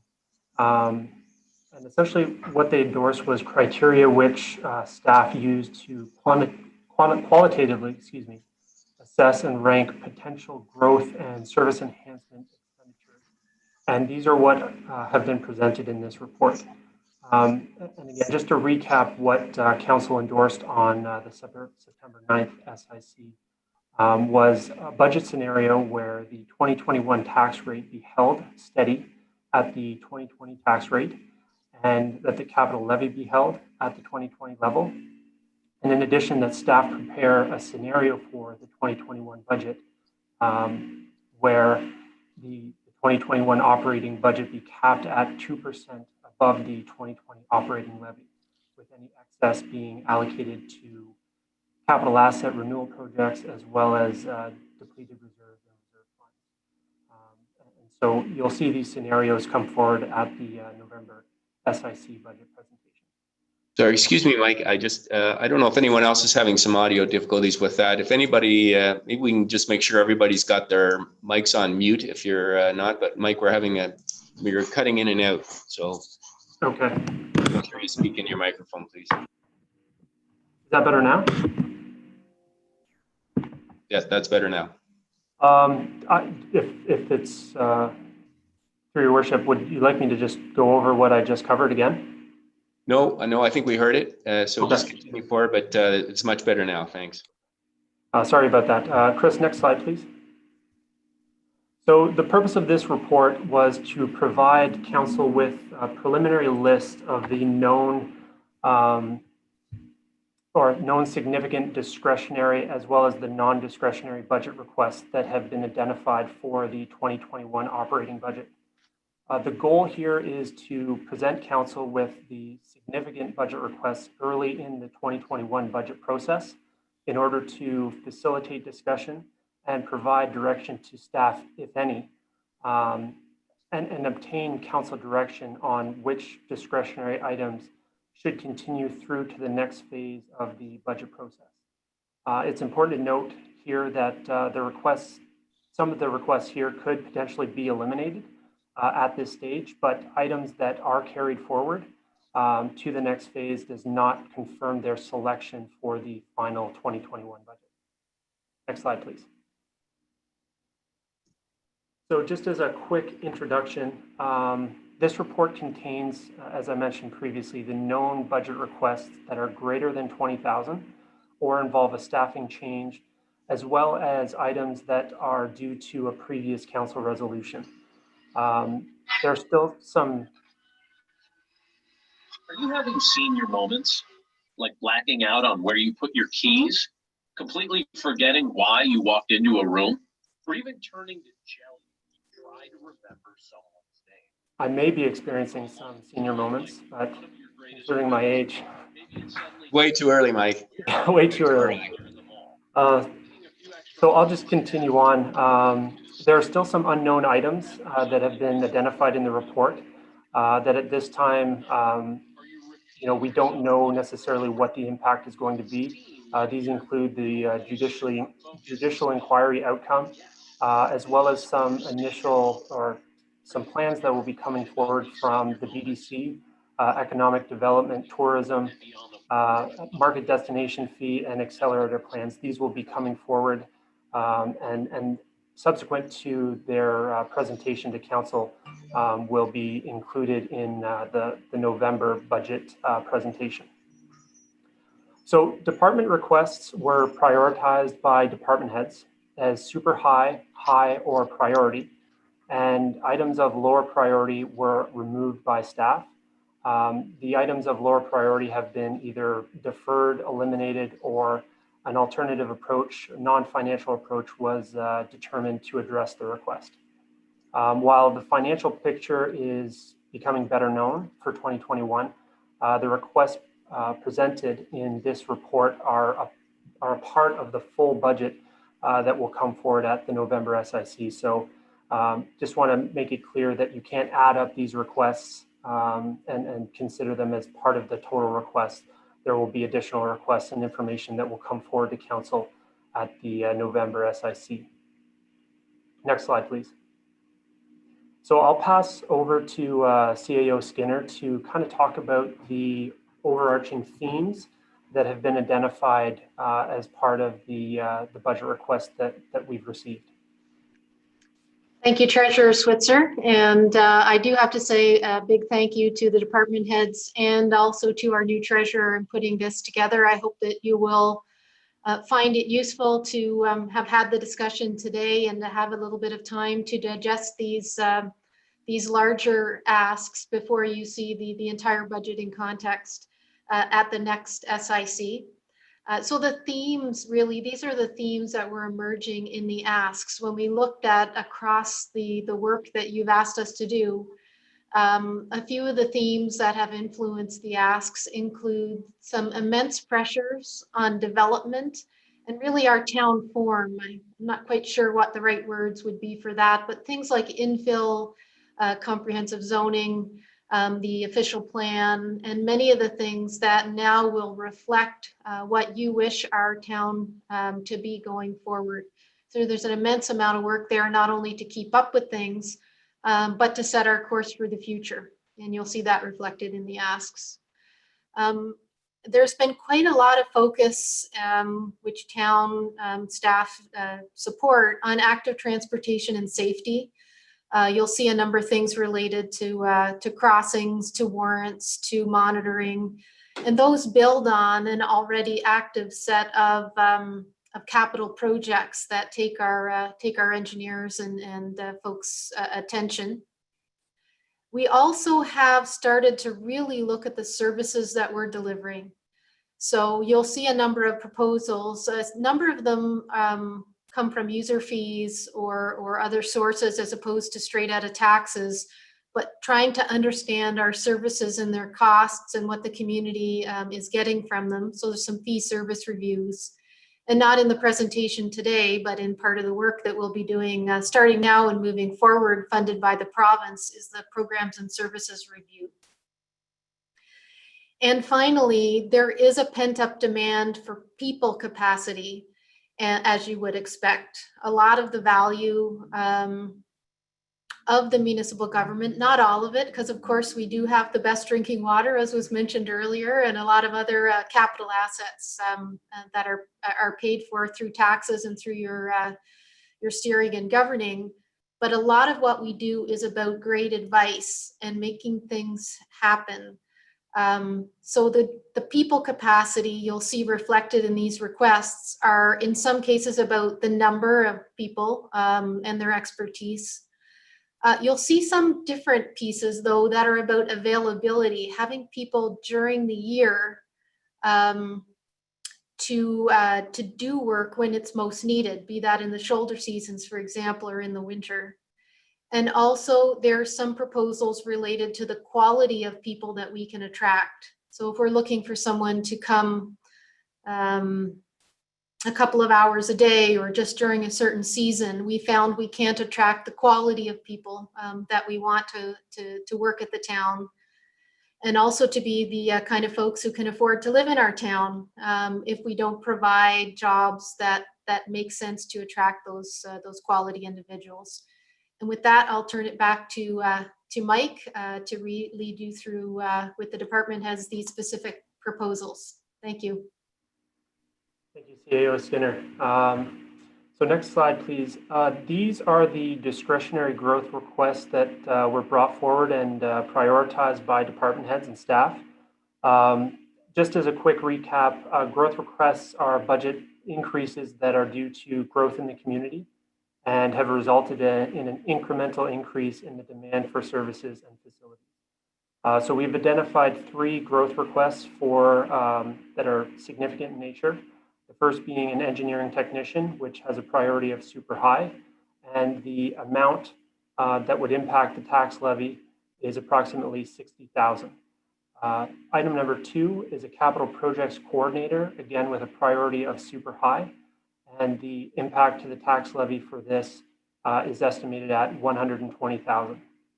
And the third item is the contract building inspector, which has a priority of high, and the amount or impact to the tax levy in this case would be 0. The reason that this is 0 is building is funded from building fees and the building reserve, so there would be no impact to the tax levy. So now I'll pass it over to the respective department head to walk you through the specific request.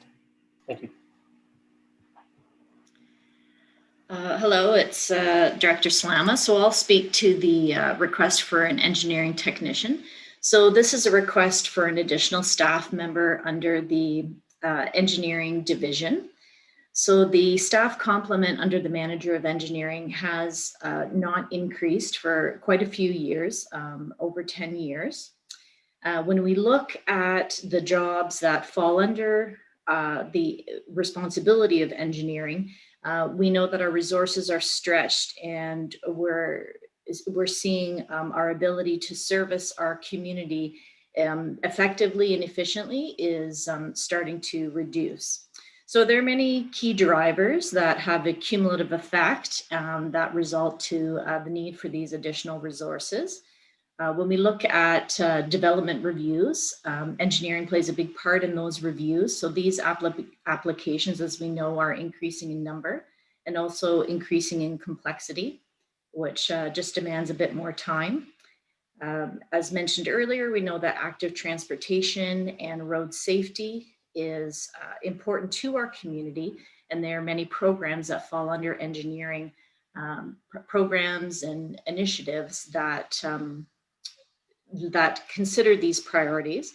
So that would include our traffic calming policy, which we'll be bringing forward, the crossing guard policy, which was transferred to engineering earlier this year. That's a new policy we need to develop, as well as some of our existing policies that look at warrant reviews. So that requires some staffing resources.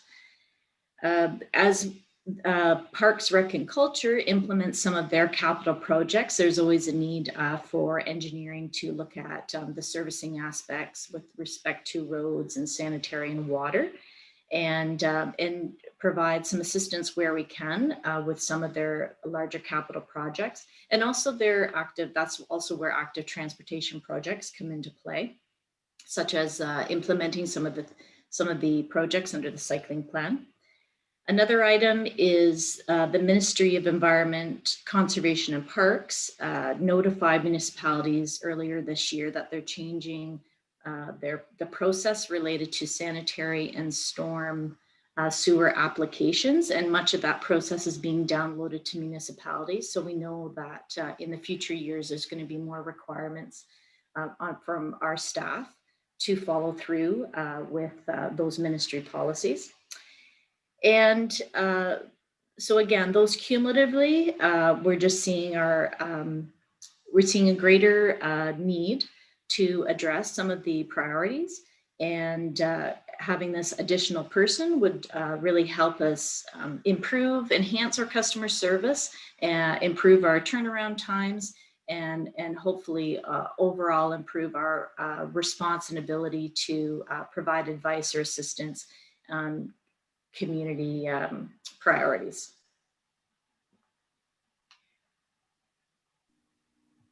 That's all for me. Thank you, Director Slama. Chris, could you take us to the next slide, please? And I'll look to Dean, Executive Director Culver, to speak to the Capital Project Coordinator.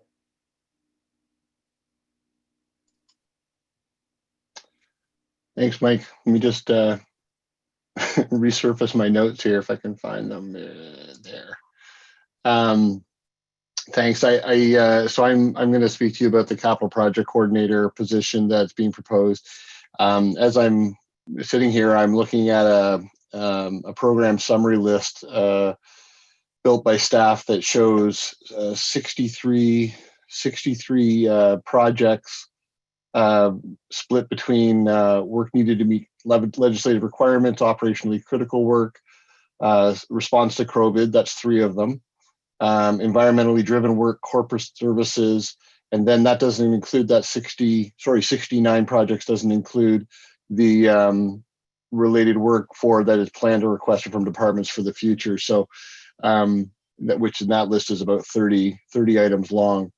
So it should give you a bit of a sense of just how much work is being handled by our current project management crew at Fleet and Facilities. And so this position is actually presented to address a serious deficit in capacities. So this is related to oversight and management of capital projects. And one of the weaknesses we've found over time is that required document to protect the interests and liability of the town is something that we need to improve upon, and as well as, and council has actually brought this up on occasion over time as well, the oversight of corporate service contracts. Sorry, that's not what I meant to say. There is a need for oversight of corporate service contracts. Council has also brought up the need for project management as an additional capacity to the corporation. So in addition to the facility condition assessments and establishing accurate assessments of critical needs within budget planning, and asset replacement plans, services that are corporate in nature, such as townwide custodial services, inspection and repair services like preventative maintenance contracts, for example, they require a high degree of coordination and oversight to generate the best outcomes for the organization and the taxpayer. And currently the workload for the 2 existing positions exceeds capacity, and this gap not only results in the risk of incomplete programs, but also a substantial liability for the corporate organization. And that's my position or my presentation. Thank you, Dean. And Chris, next slide, please. So the final growth request is the contract building inspector, and I'll pass over to Director Farr to speak to this. Good evening, Mr. Mayor, Deputy Mayor, and councillors. I'm just going to give you a quick overview of the need for a contract building inspector. As I think it's generally well known, Collingwood's experiencing a boom with unprecedented building permit activity last year. And following the COVID crisis, we're seeing a return to those high levels again. There is an increase in the number of complex buildings being proposed in conjunction with development applications right now. There's something in the range of about 20 different multi-story buildings that have been proposed in the community, and we currently have formal applications for about 15 of them. These multi-story buildings are more complex in terms of the building inspection requirements that need to be met. As such, this contract building inspector position will be brought on for 2 years to allow the dedication of a senior building inspector strictly to multi-story buildings. Currently, the town contracts out some of those services for multi-story buildings, and this would increase our in-house capacity and our capacity overall in dealing with building permit activity.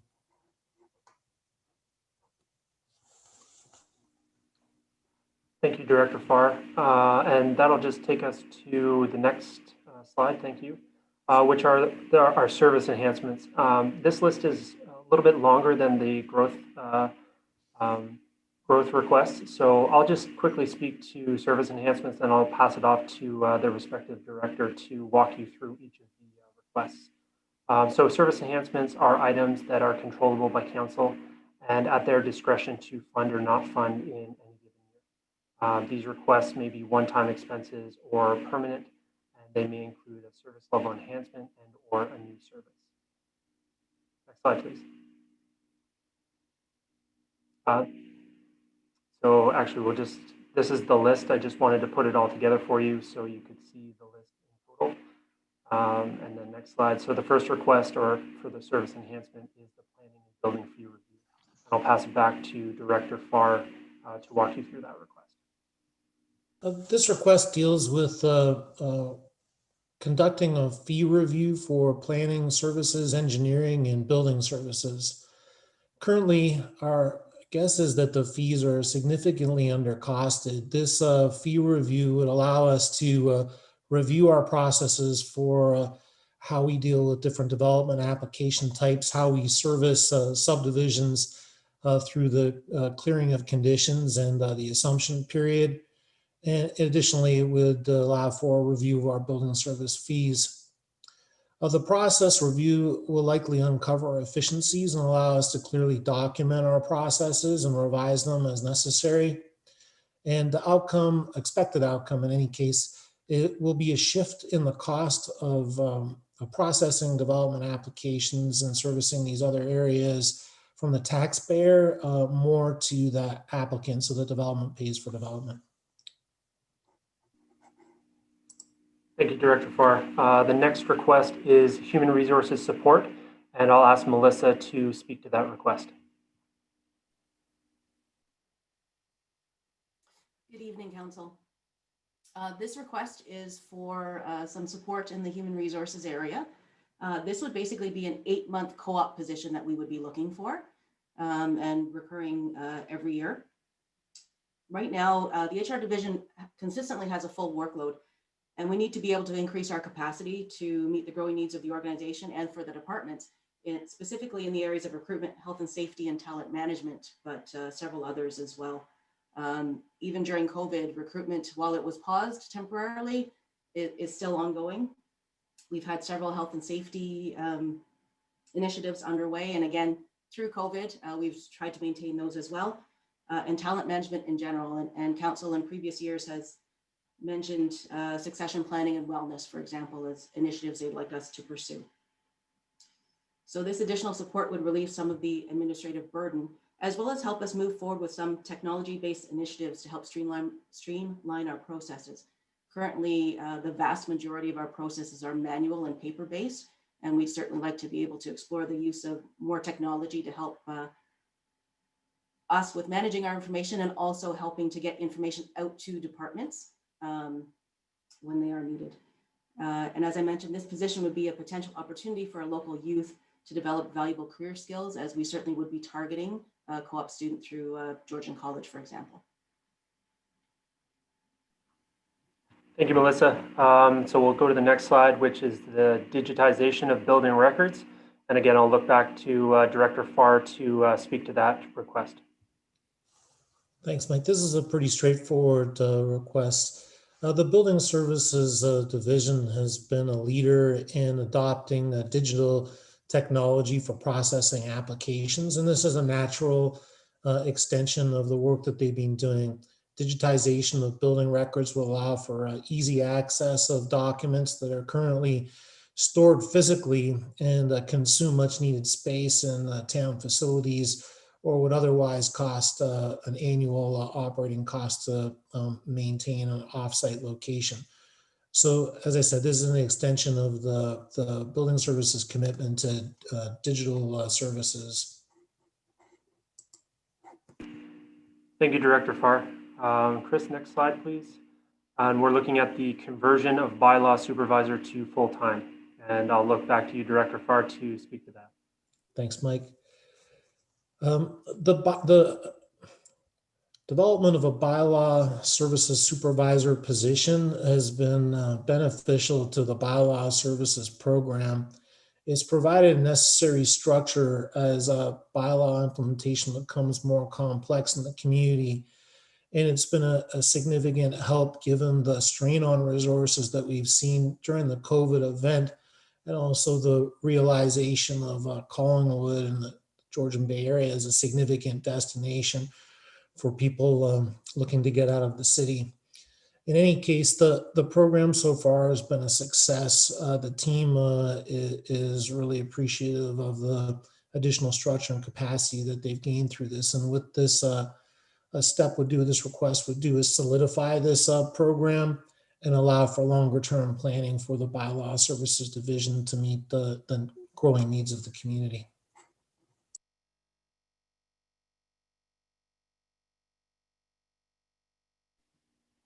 Thank you, Director Farr. And Chris, next slide. Oh, you already got there. Next request is conversion of 4 seasonal park positions to 2 full-time park positions. And I'll look to Director Milanovic to speak to this. Thank you, Mike. Your Worship, members of council, Deputy Mayor, good evening. This request would convert 4 seasonal positions to 2 permanent positions. Hi, Mel. I hate to interrupt you. We're just having a little difficulty hearing you. So if you can increase your volume, that would be great, please.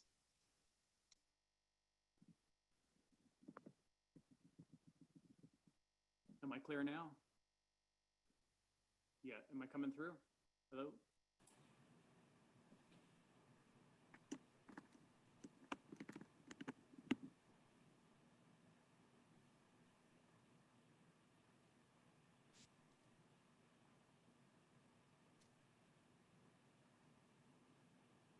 So this request would convert 4 seasonal positions to 2 permanent positions, which would provide... We still can't hear you, Mel.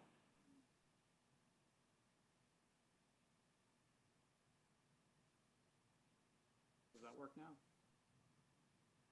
Test? Hello? No. I think if you use the little arrow down near your mute button and then choose your headset, we may be able to hear you better. Pardon me, Chair. Does that work now? Yes. Hello? All right. Am I clear? All right. This request would convert 4 seasonal positions to 2 permanent positions, which would provide additional skilled staff year-round, as our parks and park amenities are a 12-month operation.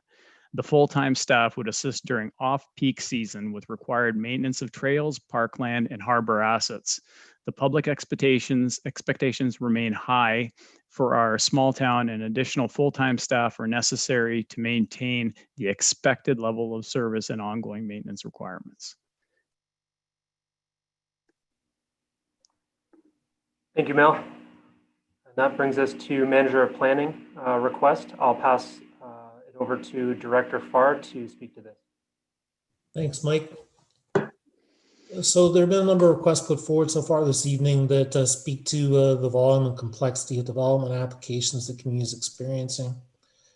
In addition, the planning divisions involved in updating the land use and regulatory framework in concert with the objectives of the community-based strategic plan.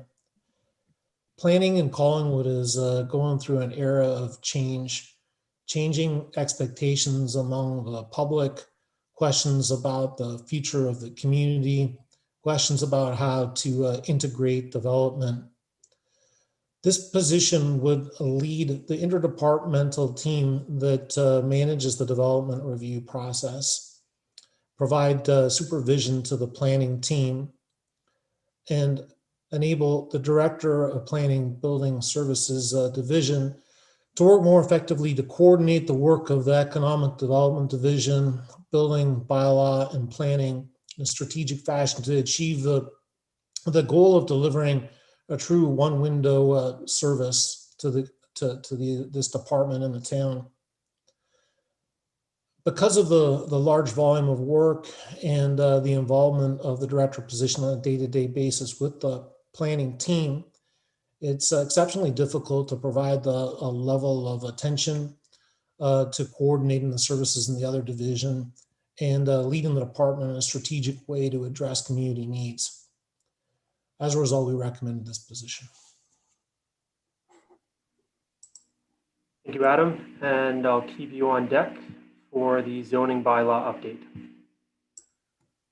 Again, thanks, Mike. In keeping with the community-based strategic plan, the town's committed to updating its regulatory land use policy and regulatory framework. Right now, as you may know, the town is undertaking the update of its official plan. Typically, when an official plan is updated, a zoning bylaw update follows. The proposal here is that the zoning bylaw update would be initiated next year, concurrent or just following the approval of the official plan, which is targeted for June by local council. The first year of work would involve a review of the structure, the content, cleanup, and making things, I guess, more efficient, predictable, and timely to meet the needs of the community. The budget request that's been put forward has been put forward to support the program in its first year, and there's an expectation that there will be a second year once the official plan receives approval and clears the appeal process at the county level. We would then work to implement the details, the official plan, the zoning bylaw, thereby completing an integrated update to the two key land use and regulatory tools that the community relies on to follow for its development vision. Thank you, Director Farr. And that takes us to item number 8, or request number 8, which is the full-time park operator.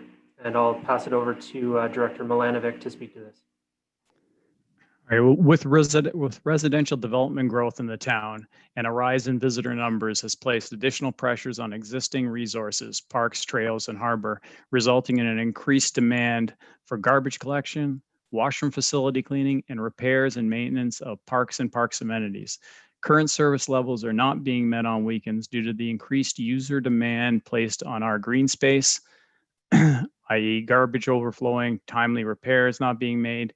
This position would be scheduled strictly on weekends to support seasonal staff, and the candidate would possess the necessary skills set to respond to issues that arise in a timely manner. Thank you. Thanks, Mel. And that takes us to item number 9. I'll pass it over to Director Farr to speak to the bylaw summer students request. Maybe I'll present this a little differently, Mike.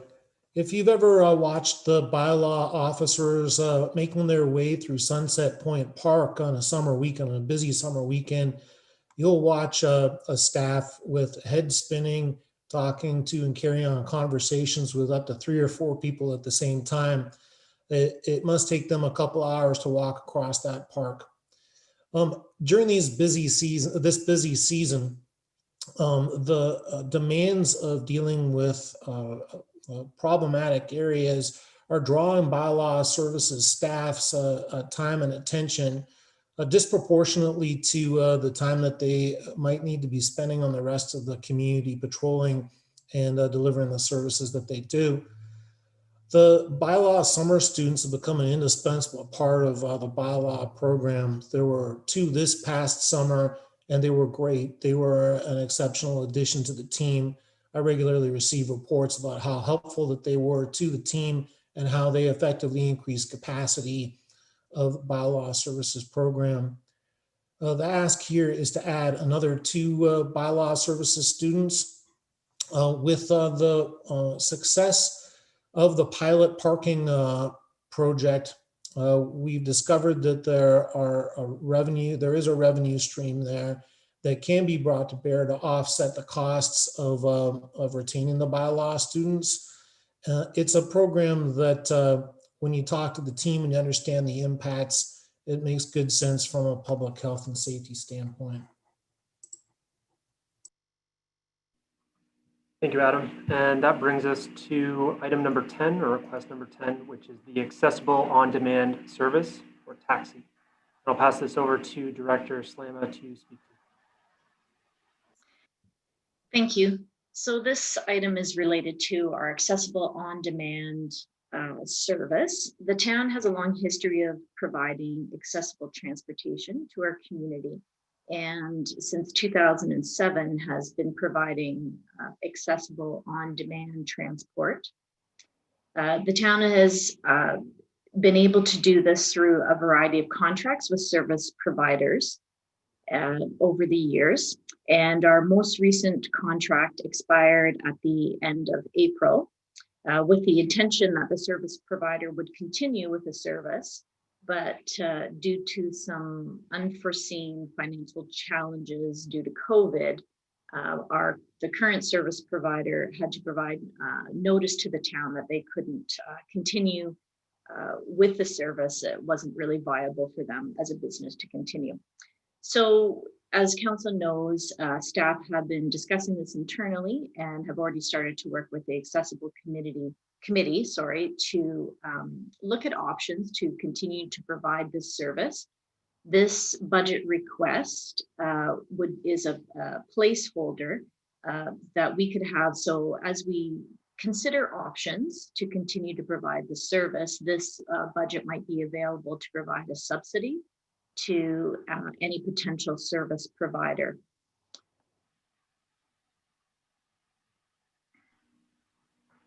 Thank you, Peggy. And that brings us to the final request. I'll pass it over to Director Farr to speak to the licensing officer. Thanks, Mike.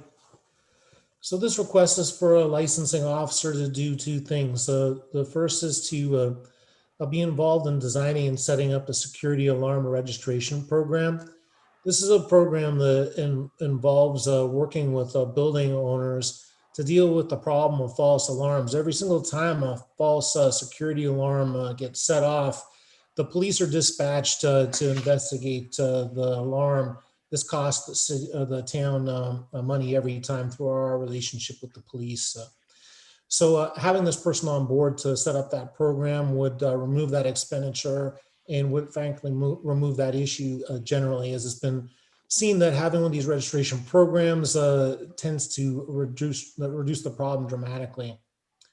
The next and possibly more interesting aspect of this position is the setup and implementation of the short-term accommodation program. So this has been a persistent issue in the community from the standpoint of complaints in residential areas due to the proliferation of short-term rentals. The notion of bringing a licensing officer on board is directly connected to the notion of licensing short-term rentals as a solution. This will be the subject of a forthcoming report on short-term rentals. But generally speaking, it's been shown across North America that a proactive licensing program that's tied to the community's objectives acknowledges that this form of accommodation is not going to go away, is really the path to a sustainable and viable solution. Having this person on board will provide us with the resources to get the program designed and ideally off the ground and running in 2022. Thank you, Adam. And just before we go through the next steps, I want to thank CAO Skinner, the department heads and staff who helped put this all together. Really appreciate it. It's a rather tight time frame to get everything together, so I just wanted to thank everyone for their assistance. As far as next steps, again, endorsed at the initial September 9th SIC. At the November SIC, we'll be bringing forward the proposed budget overview for operating and capital, and we'll be looking for a motion to accept the draft budget for the purpose of public consultation. Throughout November until about November 20th, we'll be getting public input through Engage or another interactive tool, as well as potentially hosting coffee with council, or again, with the current COVID situation, a virtual event that would facilitate that sort of engagement with the community. On December 9th, the SIC, we will review budget adjustments, and we'll be looking for a motion to endorse the budget where items could be severed, for example, the growth and service enhancement requests that we've just covered. And finally, on December 14th, that council meeting will be looking for a request to adopt the budget estimates for 2021. And with that, any questions? Thank you. Mike, thank you to you and the department heads for that thorough presentation. Before we get to council, I am going to look to the clerk to see if we have anyone in our gallery that would like to ask questions. Sarah? Yes, Your Worship. We have Matthew Purdie that would like to address council on this report. All right, please patch him through. Okay. Matt, can you hear us? Yes, just wanted to comment. I am blown away by the new team of directors and the whole presentation here, guys. I think we've just set a new record for a coordinated team that is professionally set for the long term. You guys are great. Keep it going. Keep it going. That was exceptional. We've got a great team here. Good job. Thank you, Matt. Sarah, do we have anyone else in the gallery? No, Your Worship, we do not. All right. And now my clock's chiming. Anyway, council, understanding that the motion today is really looking at pushing these initiatives or removing any of these initiatives before we get to the SIC in November. So with that said, I'm going to open the floor to questions, and I've got Councillor Jeffrey and Councillor McLeod. Go ahead, Councillor Jeffrey. Thank you, Mayor Saunderson. So on the understanding that we are backing into this a bit, and I'm going to be honest, I'm a little bit nervous about some of these additions, particularly the amount of staff additions suggested through this, given the year we're going through and the taxpayers are going through. So maybe not my intention to absolutely ask to remove them tonight, but to have a better understanding going forward. I think some of these positions should be able to pay for themselves. I don't think it should be an ad. I think that a licensing officer, the revenue or whatever, additional revenue or something, should be able to cover their costs. That bylaw additions should be able to cover their costs through being more aggressive in terms of enforcement and fining. And I know we always refer to the offsetting parts that are going to come, but we never seem to realize them in the back end. And this is a lot of money to add. And in terms of salary, because I think it's the numbers we're looking at, plus the 25% in benefits. So I guess that's just my huge caution that my blood pressure went way up. And I had one other point I wanted to make. In terms of adding employees, how does it impact the grid of their supervisors in terms of, I believe the grid, the number of people you're supervising gets pushed up. And if I'm wrong on that, I'd like to be corrected, but I'd like to understand if we're taking that into consideration. I'd like to know, sometimes we're a little cavalier about saying it's not going to hit the tax base, similarly in terms of the water rates. Well, it's not hitting the tax base. Well, it's hitting the same. There's only one taxpayer. So when we say it's going into the building reserves and the costs to development, no, it's not going into the tax base, but what impact are we having on our goals to achieve attainable housing or affordable housing, if that's even possible anymore? So how does this all tie into the other strategies we have on the go? Because I don't think we can look at these unilaterally without that bigger picture to have an understanding, because I'm really afraid of what we're going to lose in the soft services. Something has to give, particularly in a year where we know some of the losses we're going to have. So those are some of the answers I'm going to be looking for going forward, but just I was really taken off guard about the number of staffing increases being requested. Some of them are pretty simple and easy to support, co-op students and 4 part-time to 2 full-time. I get that kind of thing. But the other big asks are significant and worrisome for me. So there. Thank you, Councillor Jeffrey. I see staff nodding. I don't know if they want to make any preliminary comments now or just carry that forward for the next meeting. Go ahead, CAO Skinner. Thank you. I think that's some really wonderful comments, and I had felt the same myself, in fact, when I looked at a few of these. And I think that some of the proof will be in the pudding when we put all of the numbers together. And we will take into account those pieces. One quick note is on the benefits. The percentage for those are already included, so you can take those numbers at face value and not further increase them. There are some positions that we think will be offset in the future. One example was the licensing officer, for example. We believe that with the short-term accommodations that it would, over time, once implemented, offset that position, for example. And we can be more specific about those and the impacts on the user pay, things like water rates in the budget document itself. And I think that Director Farr had a comment on the fee review that he could bring forward as briefly. Thank you. Adam? Through you, Mr. Mayor, in regards to the comments from Councillor Jeffrey, I've been through a number of fee reviews in my career, and we've also seen a fee review undertaken recently in the Town of Blue Mountains. Currently, the recovery rate in the planning division is probably something in the neighborhood of about 20%. When you look at fees that have been calculated on a full cost recovery base in Town of Blue Mountains, it kind of corresponds to the scale of the cost of recovery that's been foregone by the town, continues to be foregone.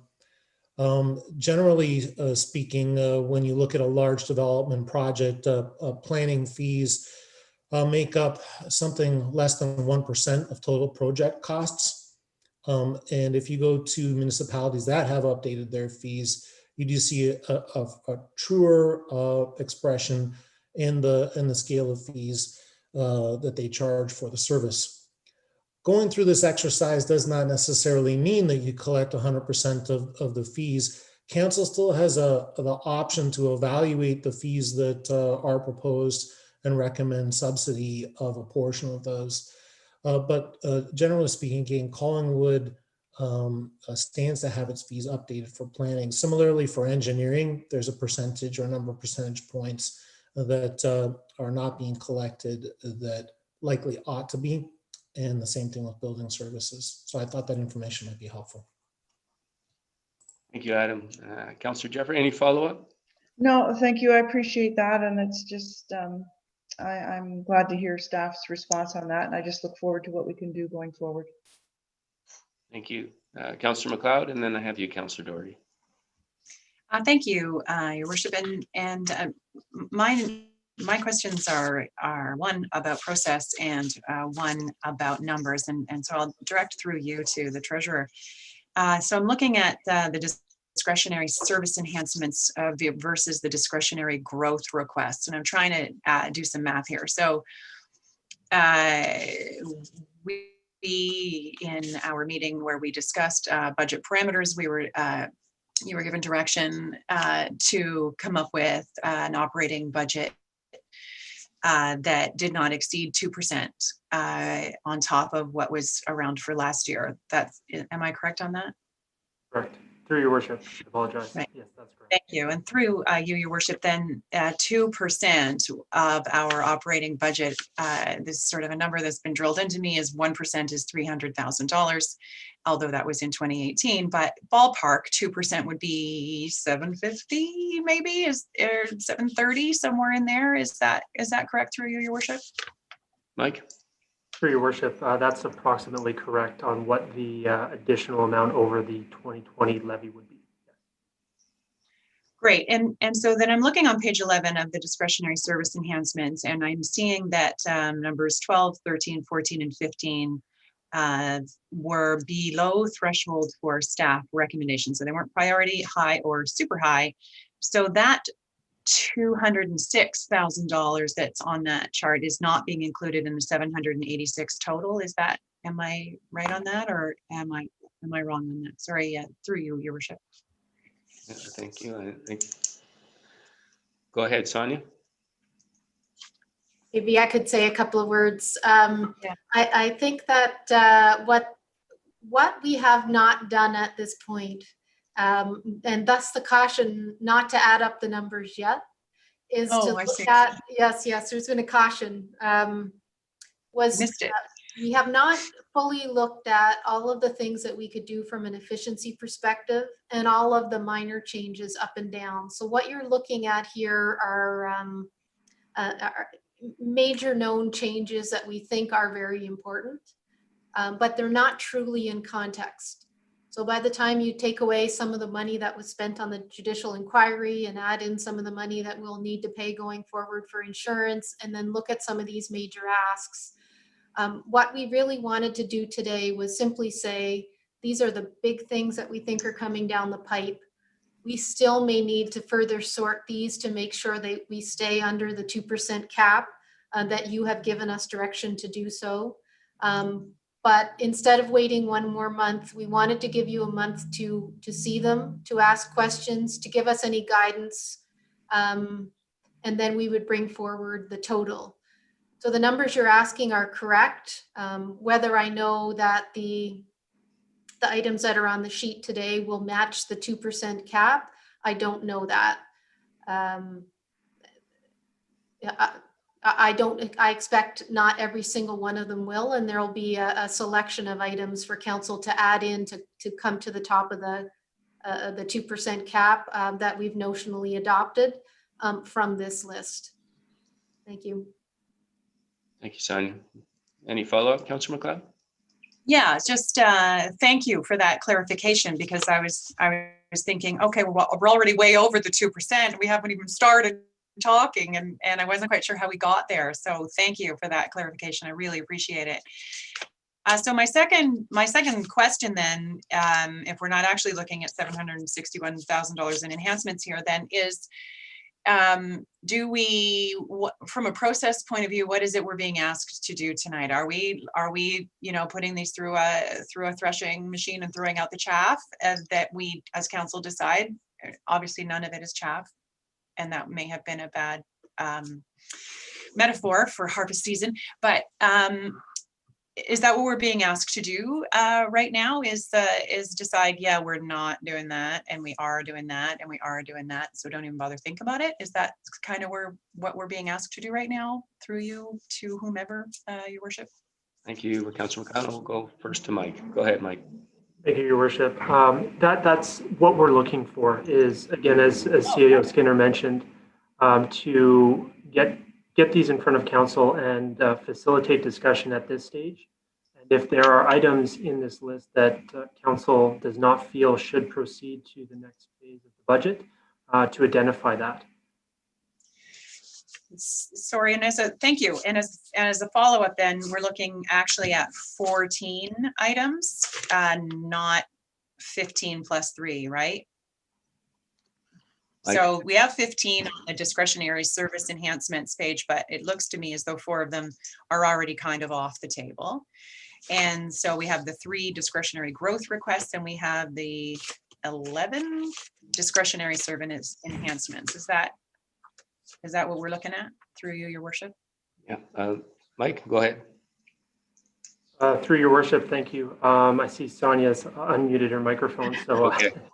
if she would like to speak to this, I will defer to her, but. Okay.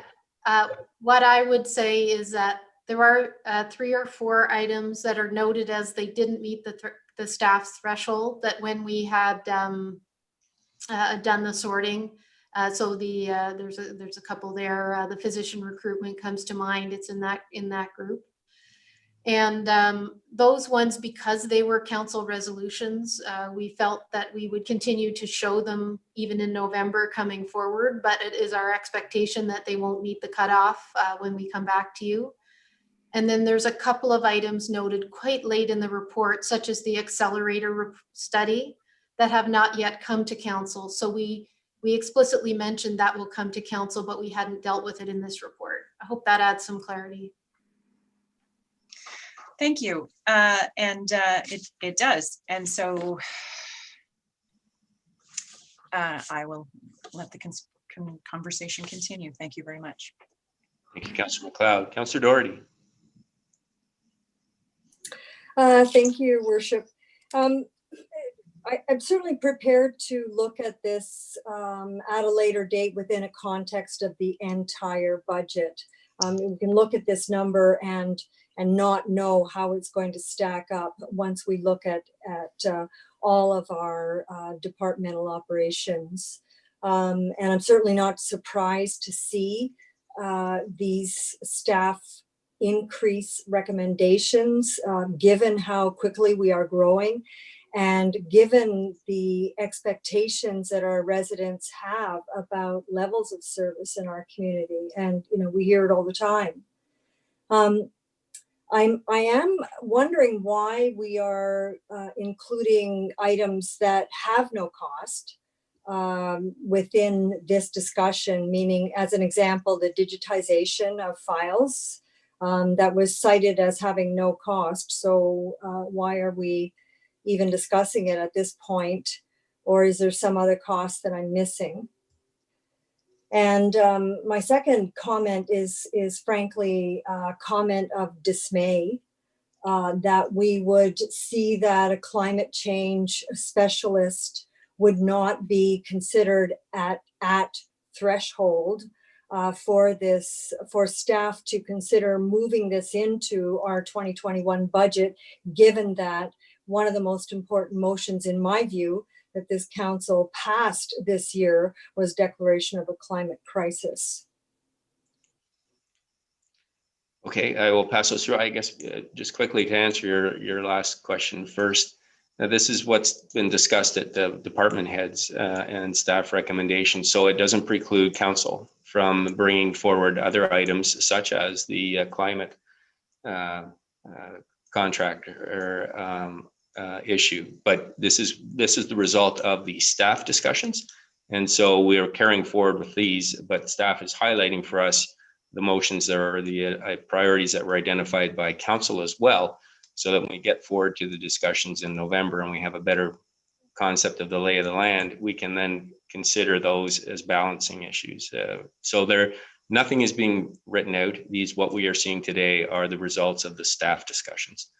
And with that, I will look to Mike to answer the first question or add anything to the second as well. Thank you, Your Worship. In answer to your question on why items that had a zero net impact to the tax levy were included, the total cost of that, I think you made mention to the digitization of building records. The total cost of that is approximately $50,000. But as I mentioned in the slideshow, the impact to the tax levy is zero. That project would be funded through building fees. However, because it broke the 20,000 threshold, we felt it was important to bring forward in this report. Thank you. Follow up, Councillor Doherty. Yes. So at what point will we have an opportunity to look at some, in particular, some of the recommended staff increases or changes where perhaps some job functions, as an example, the urban forestry expert may actually be included within an existing job description because as we know, this year we did have a parks staff on our payroll that did have some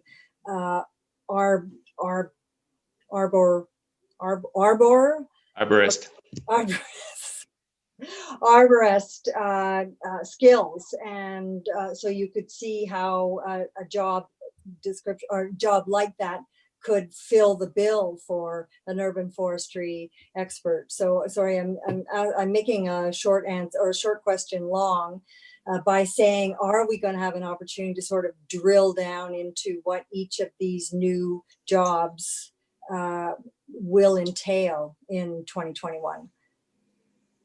Mike? Through your worship, I think as part of the November total budget package, there will be additional opportunity to further deliberate the requests that have come forward if council would like. Okay, thank you. Okay, those are my questions. Thank you. Thank you, Councillor Doherty. I had Councillor Hamlin. Go ahead, Councillor Hamlin.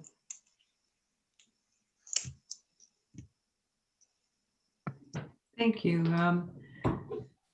So I have a few comments and a couple of questions. My comments would be, you know, I share all the concerns raised about adding staff, but I don't know, and I know this will be a question we have to struggle with. What do we do to provide the necessary staff to accommodate all the applications and residents who are coming to this community? I know that when you have an official plan review, you have to have a bylaw updated that implements all your new policies. I know when I hear that there are 15 high-rise applications sitting in our planning department, then Adam can't do everything, and we need a manager of planning. I know that with all these developments happening, we do need an engineering technician, and I saw that one of their jobs will be to monitor development during construction. We have not had a person doing that, and I know that a lot of the problems that we hear, some of which are historical, have arisen because we haven't had the staff to go out into the community and see what's happening during the development and building on properties. And I wanted to suggest that a lot of GTA municipalities have dealt with this. We are not the first. And not the first to not want to put it on the backs of all our existing residents. So what have they done? I don't know. I do know some of the municipalities like Richmond Hill, and I looked it up while I was sitting here. In 1981, its population was around 38,000 people. Within 10 years, it was 80,000. And within 15, it was 101,000. Right? It's not just Richmond Hill. I can tell you, Vaughan, when, you know, in the mid 80s, it was basically just a few buildings, you know, at the corner of Jane and, you know, was Jane Mackenzie, and Markham's dealt with it. And so I just wanted to really leave it with staff to see if they can reach out and find out how has this been dealt with in the past. And I don't know if it's the Ministry of Municipal Affairs or if we can find some CAOs from the 80s. But anyway, that was my first comment.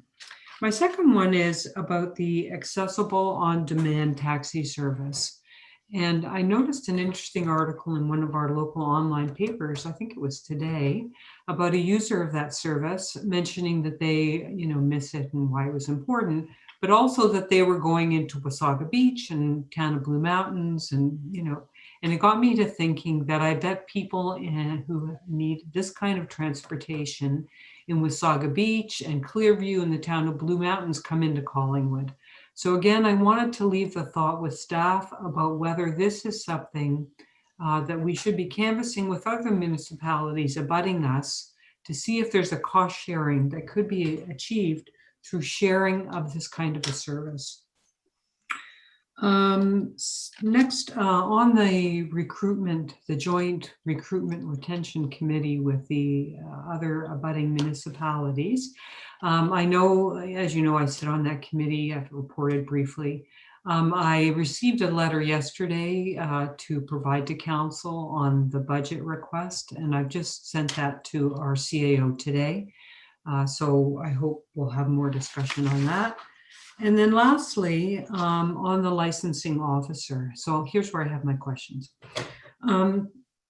So first, through you, Mr. Mayor, I think it was maybe Adam who was speaking to this. The security alarm registration.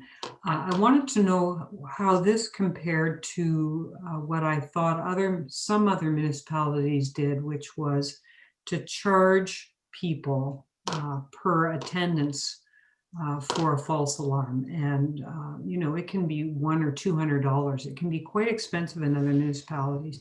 So I was just wondering whether this security alarm registration is the same kind of program or different. Yes, I'll pass it through. My understanding through CBO Miller is that it will be similar to what's in the Blue Mountains, and after a certain threshold of false alarms, there's charges implemented. And I will pass that through to Director Farr. Thank you, Mr. Mayor, Councillor Hamlin. You're both correct. That's exactly how it works. Okay, and then my second question is, oh, sorry, and on that as a follow-up to that. So do we need a person, or can this just be something that's done, I'll say, through the administrative side of our police department, where they get a false alarm and an invoice is triggered? Like, is it necessary that we have something happening in our staff to look after that? Director Farr.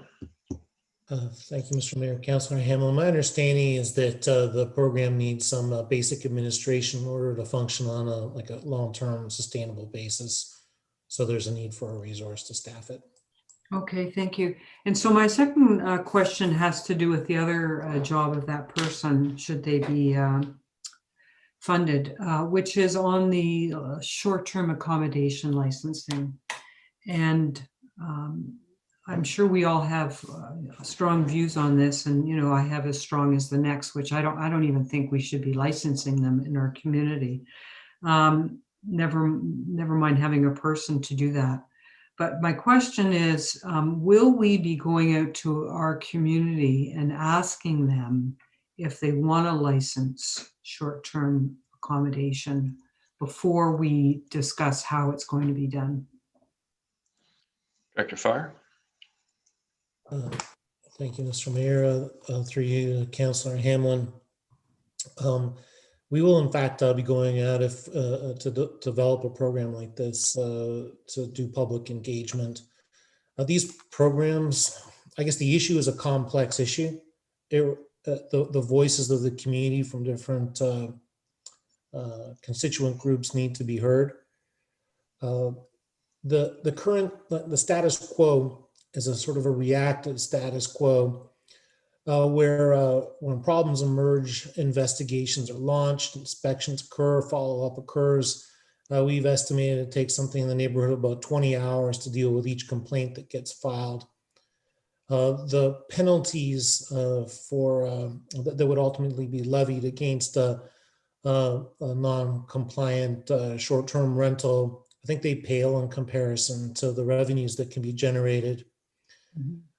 I've researched other municipalities across North America working with CBO Miller, and the general consensus is that you can't run a prohibitive program without providing the resources necessary to extinguish the problem. And given the prolific nature of these and the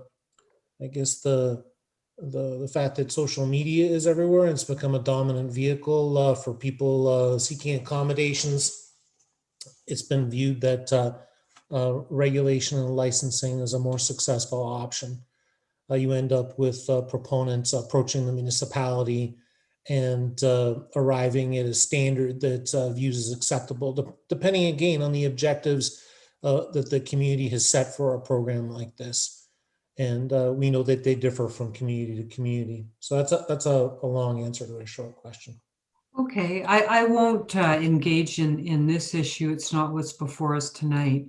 But as long as I'm assured, and I think I did hear, that we would be going to the community and talking to them about the way, you know, about this whole issue at some early point. Thank you.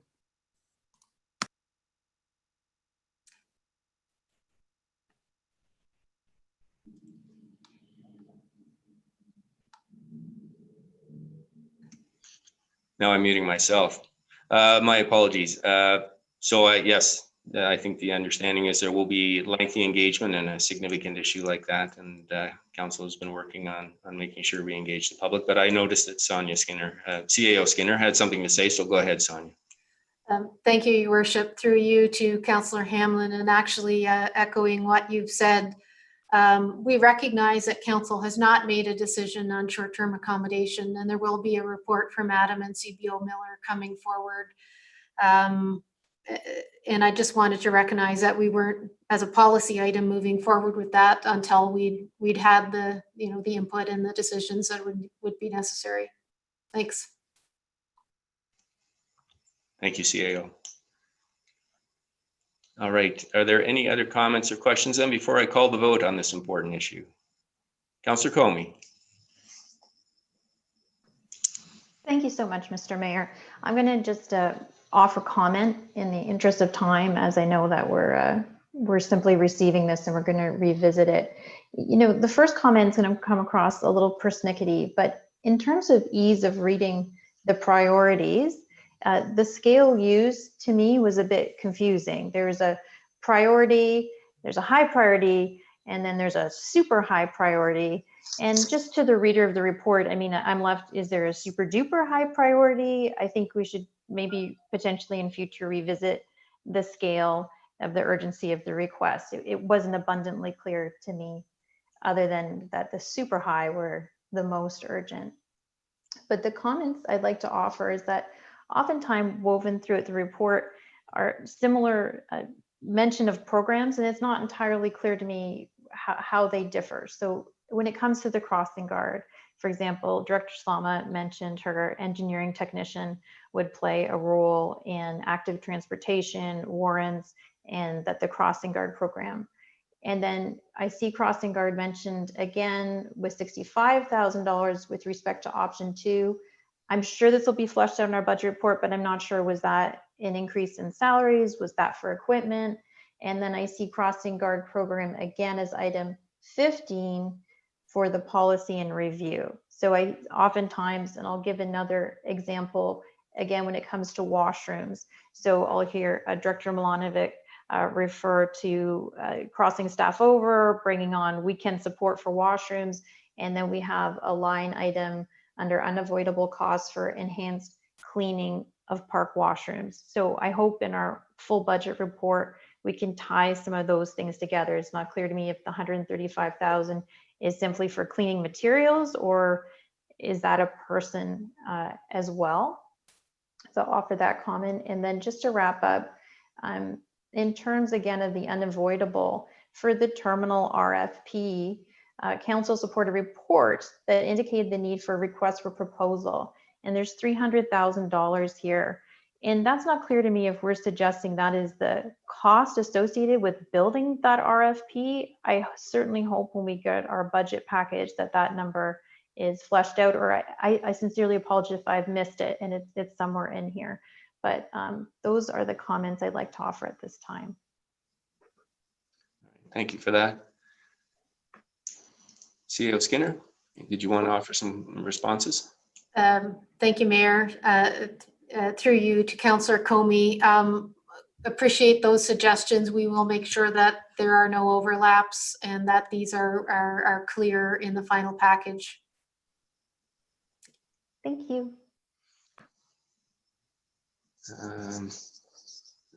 Councillor Doherty, I've got you once. I'm just going to go around and see if there's anyone who has yet to speak, who would like to speak before I come to you. Councillor Doherty, go ahead. Thank you, Worship. And this just through you to all of staff, I just wanted to thank them for the format in which they have presented these requests this year. This, you know, agree or not agree, these positions has been extremely well rationalized, and anybody reading this document, ourselves or any member of the public, can see exactly where each department is coming from in terms of these requests, and I really do appreciate that kind of thoroughness. That's it. All right, thank you, Councillor Doherty. So I'm going to call the vote, and before I do, we've certainly started on our budgeting process for this year, and I think we're in an excellent position to start. And we have lots of discussions ahead of us, and I look forward to working with staff to get ourselves to a budget that is responsible and efficient for our residents. So seeing that, I will now call the vote. All in favor? And that is carried unanimously. Thank you. Before we move, we have next the fee application. So that's item 5.4.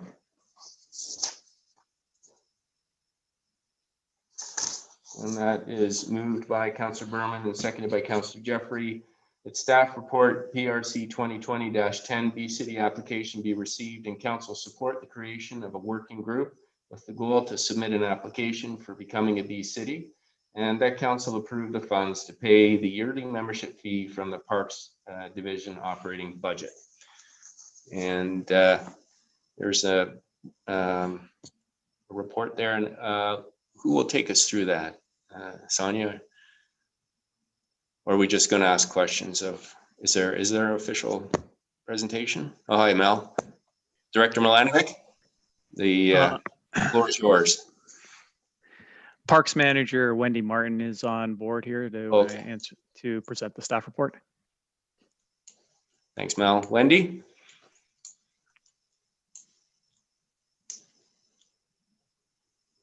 Welcome, Wendy.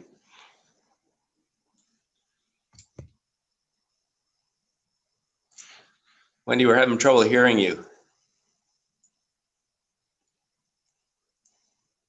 No. How about now?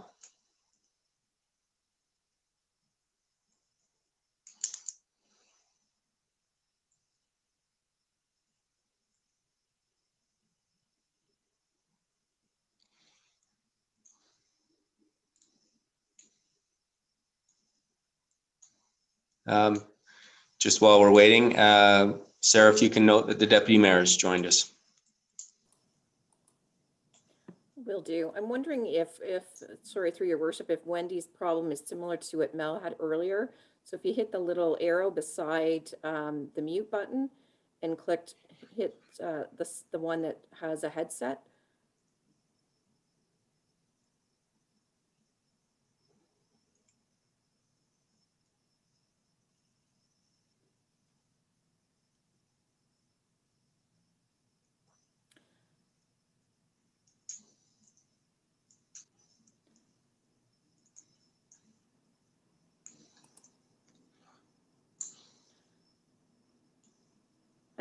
Through your worship, I'm wondering if Wendy continues to have problems, if maybe Mel might be able to provide just a quick overview. Okay, Mel, are you able to help Parks Manager? Oh wait, she's reconnecting. Let's see if that helps.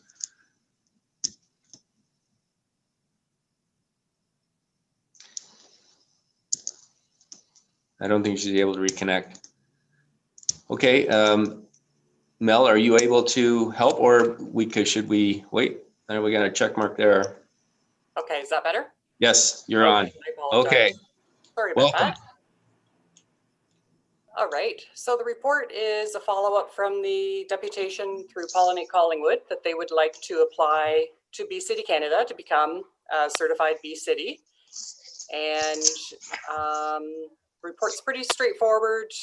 The town or the council will have an obligation if we become approved to pass a resolution, and I've copied a sample of the resolution in the report, as well as pay a yearly membership fee. The program will be kind of run through the Pollinate Collingwood group, so there will be no very little staff resources put towards this, mainly just support.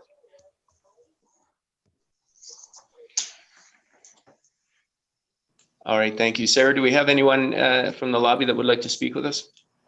Yes, we do, Your Worship. We have Jessica Lair. We'll unmute her. Okay, put her through, please. Jessica, can you hear us? Yes.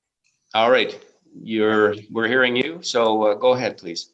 Thank you, Mayor Saunderson, Deputy Mayor, Council, and others. Pollinate Collingwood is looking forward to this vote. Subsequent to our last meeting, we have had 9 local schools with planted pollinator gardens. The teaching staff and students were all very excited to take part in this community initiative, which was supported through the David Suzuki Foundation. In addition to the local support that we previously mentioned in our presentation on September 8th, there's been preliminary informal discussions about incorporating some native pollinator gardens within the Garden Master Plan under the BIA. Gardens spoken about were the concrete boxes by CIBC and the waterfront garden by the Wheelhouse Crescent. Blue Mountain Watershed Trust is keen on working on educational initiatives, especially around National Pollinator Week, and we look forward to continuing conversations with them. Pollinate Collingwood started as a small group of interested and passionate people and grew to be an amazing grassroots initiative.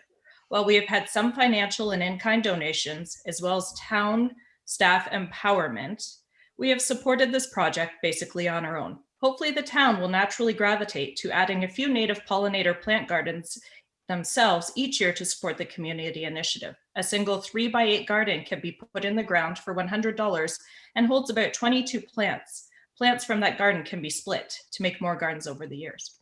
We'd like to thank town staff over the year that have supported the Pollinate Collingwood initiative. From the museum staff that posted native pollinator learning and activity sheets on Camp Collingwood, the social media posts and the article on the town sites, the Collingwood Public Library for providing a social media post showing native pollinator gardening books that were available at the library, and the posting of educational signs at Heritage Park Community Garden and Learning Garden sites. Thank you for permitting the placement of pollinator gardens at both of these community sites and as well as by Watts Boathouse. Thank you again for this vote, and we look forward to growing with you and forward in 2021. Thank you. Thank you, Jessica. Sarah, anyone else from the gallery before I open the floor to council members?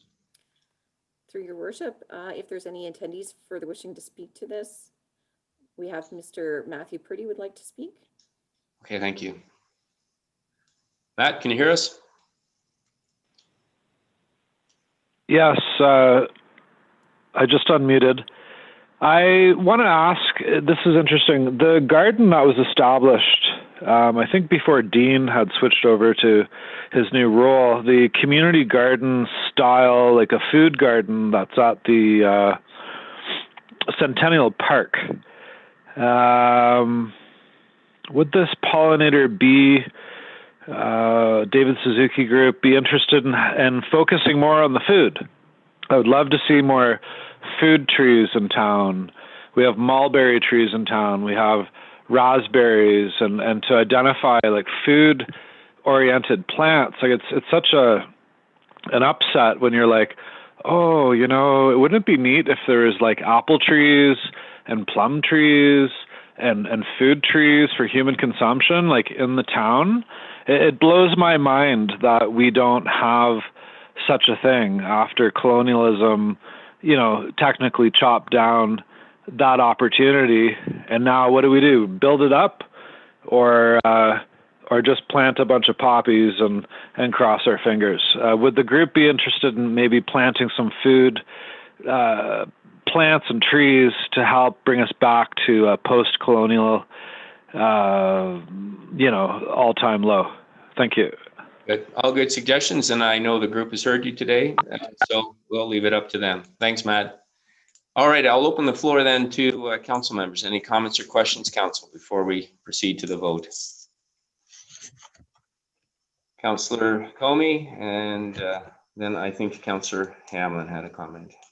Well, thank you so much, Mr. Mayor. I think this seems pretty straightforward, but I wanted to offer the comment that I think the work that the pollinator group is doing in our community is so important. And I'm glad through you, Mr. Mayor, that we have our lovely and talented parks manager, Ms. Martin, with us this evening. I'm glad to hear you say we're going to support the application. I hope we continue to look for a synergy, as was touched on by our deputant, in the sense that I think it'd be wonderful for the town to have a set aside of so many of our gardens dedicated to the pollinator/Bee City initiative. I hope this grows in an organic, common sense kind of way, that rather than the pollinator gardens being a separate special thing, that they just become the type of garden we're looking to plant anyway. Because I hear the deputant saying this little modest, you know, we have this little teeny tiny patch of land. Well, wouldn't it be very much in line with declaring, to Councillor Doherty's point, the climate emergency, that we're the type of town that puts native pollinator plantings first and foremost in our thinking, rather than this group being the outside exception. So I'll just offer one more comment here, because I see in the staff report that our commitment includes a lot of things, but it also includes a commitment, a discussion of the town's long-term pollinator strategy. So I hope this is an opportunity we're really going to seize. And I hope that the goal is that Bee City and Pollinate Collingwood not be the exception to the rule, but simply be the rule. And that's my comment. Thank you. How many E's and B there, Councillor Comey? And I think our talented Parks manager has heard that message, so thank you. Councillor Hamlin. Hi, thank you, Mr. Mayor. Just a brief comment, which is I wanted to thank Jessica and her band of volunteers for their energy and enthusiasm in this important initiative, and for engaging with the David Suzuki Foundation and bringing forward to us the chance to be a Bee City. I think it's great, so I'll support that. Thank you. Very good. All right. We've had lots of discussion. I will call the vote. All in favor? And that is carried unanimously. Thank you very much. Before we move to the departmental updates, I know Councillor Hamlin, you had a notice of motion you wanted to put on the floor, but I think you're deferring that to the October 19 meeting. Is that right? Yes, Mr. Mayor. I think what I'd like to do is to speak to Executive Director Culver and our clerk to make sure that I'm asking for the right thing. Thank you. Good, thank you. And that brings us into departmental updates. 6.1, the COVID-19 Recovery Funds update. And I think our past treasurer, Marjorie, is going to be taking us through this. Marjorie, go ahead. Thank you, Worship. I just wanted to give you a third quarter variance update. And again, you have to remember that these numbers and figures are all based at a certain point in time. And there's a lot of potential changing going on here. However, I'd like to point out one small error that I made in the 2019 variance. When I was doing the report, apparently I forgot that when you subtract a number from a negative number, it actually adds it instead of reducing it. So this number was 1,400,000, and I made the correction on the slide for Chris. I'd just like to roughly talk about a few of the items. The first one is the taxation revenue. So far this year, we've had, even with the loss of the interest and penalties, we've actually had an increase of 1.2 million in supplemental taxes. We usually only budget for 500, so we have 730,000 there to the good, and we've had about $58,000 more in higher write-offs for some of the bigger properties in town. So there we're going to net to about $671,000 in a potential positive variance there, a surplus in that area. Governance, I cut your travel right away. That's why I think council will be saving money this year, because most of your education and that were basically virtual this year anyway, and I'm not sure. I think Councillor Jeffrey has one more FCM in November in Ottawa. With the numbers there, I'm pretty sure it's probably going to be virtual. The corporate management, again, this is a result of things like the fact that we have excess spending on the judicial inquiry.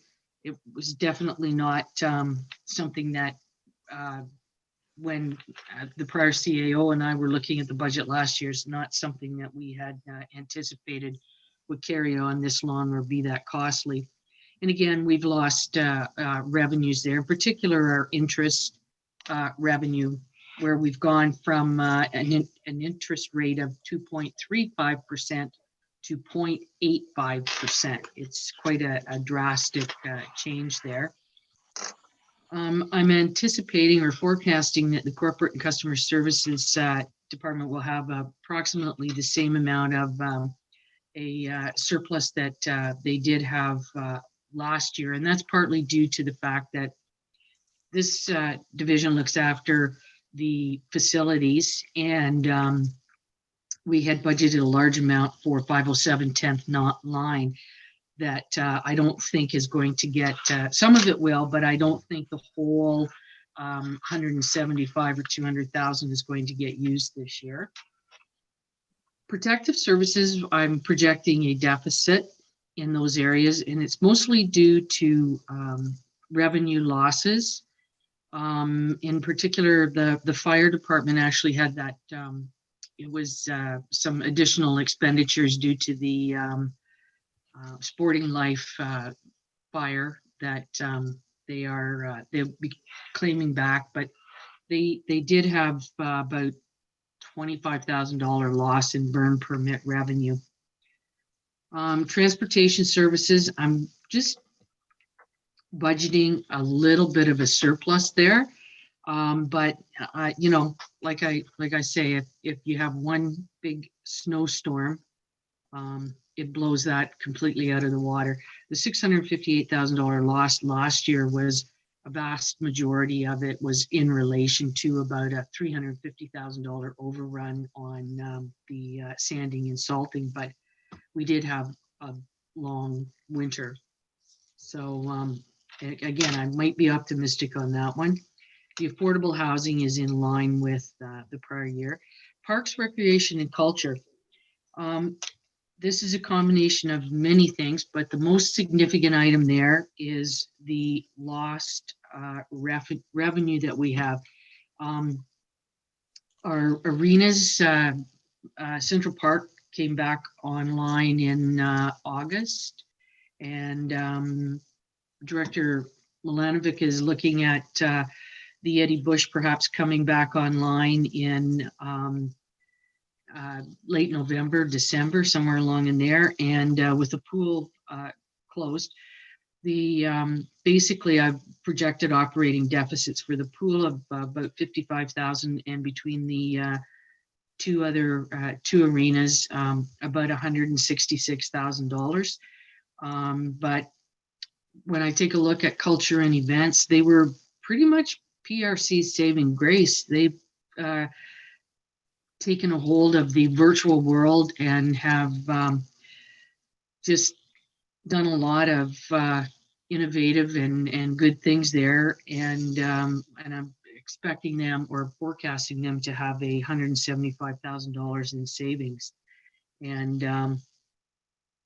then Wendy's Parks, when I take a look at that, because of the way the staff are redeployed from facilities to parks, and the fact that we were late hiring back the summertime part-time students, and we didn't hire back as many as we normally would, I'm looking at probably about a $97,000 savings for Wendy there. So Parks and Rec will come out just a little bit above the zero on that.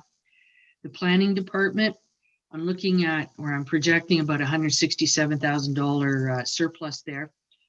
There's certain things like the LPAC costs that we had budgeted that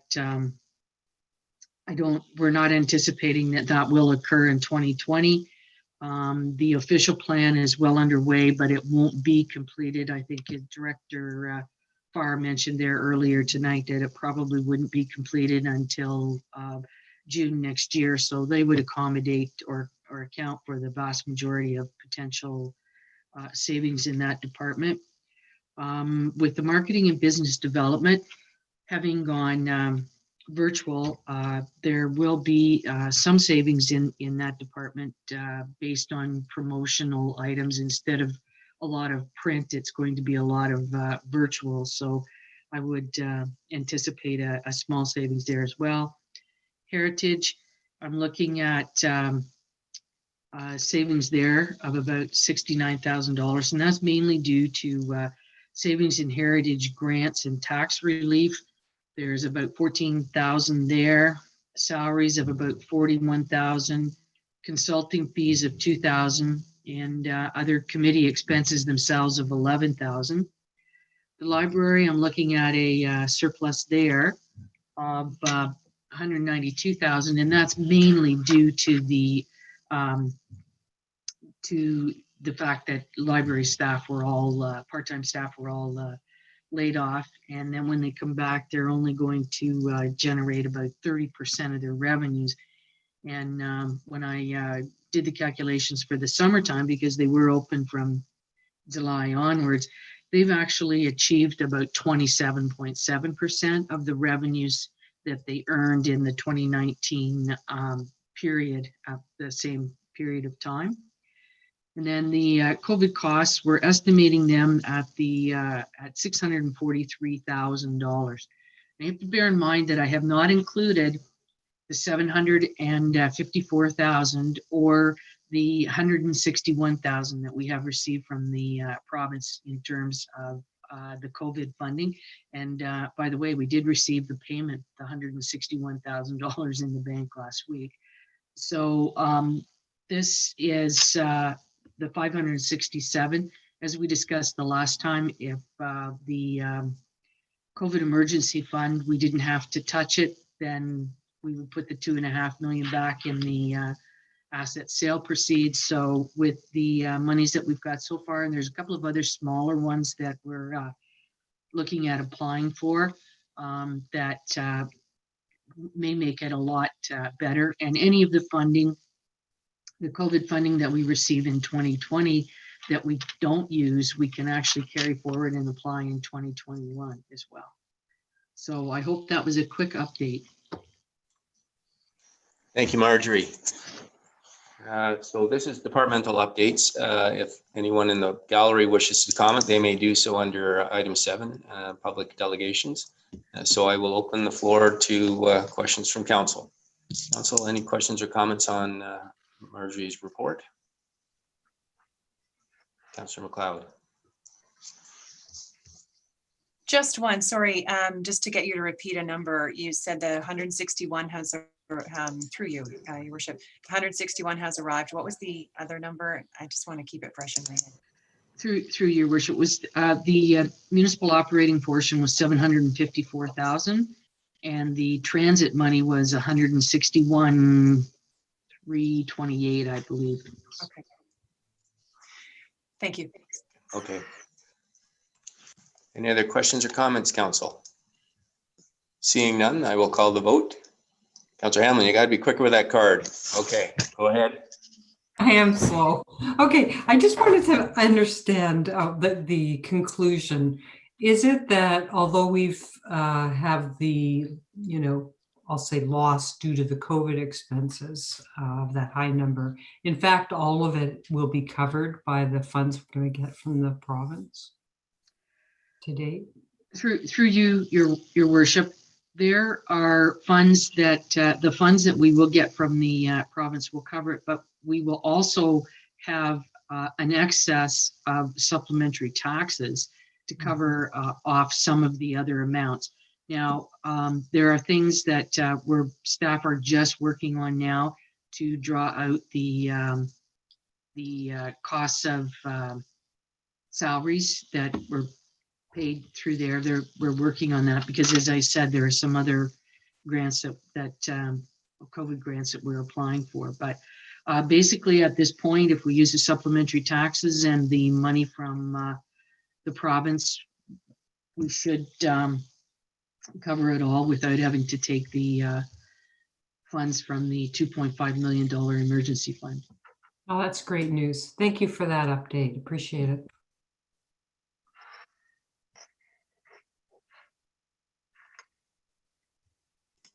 The clerk has reminded me that we're just receiving this report, so there's no vote necessary. So we'll move on then to item 6.2, the Collingwood Judicial Inquiry Update, and I'll pass it over to CAO Skinner.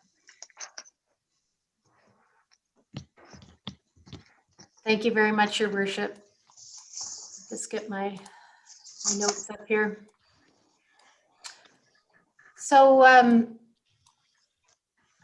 judicial inquiries are new to many of us, me included, although I've been through a few things like provincial auditors' audits for the legislature. So I'm learning as well about the process and the content of our Collingwood Judicial Inquiry.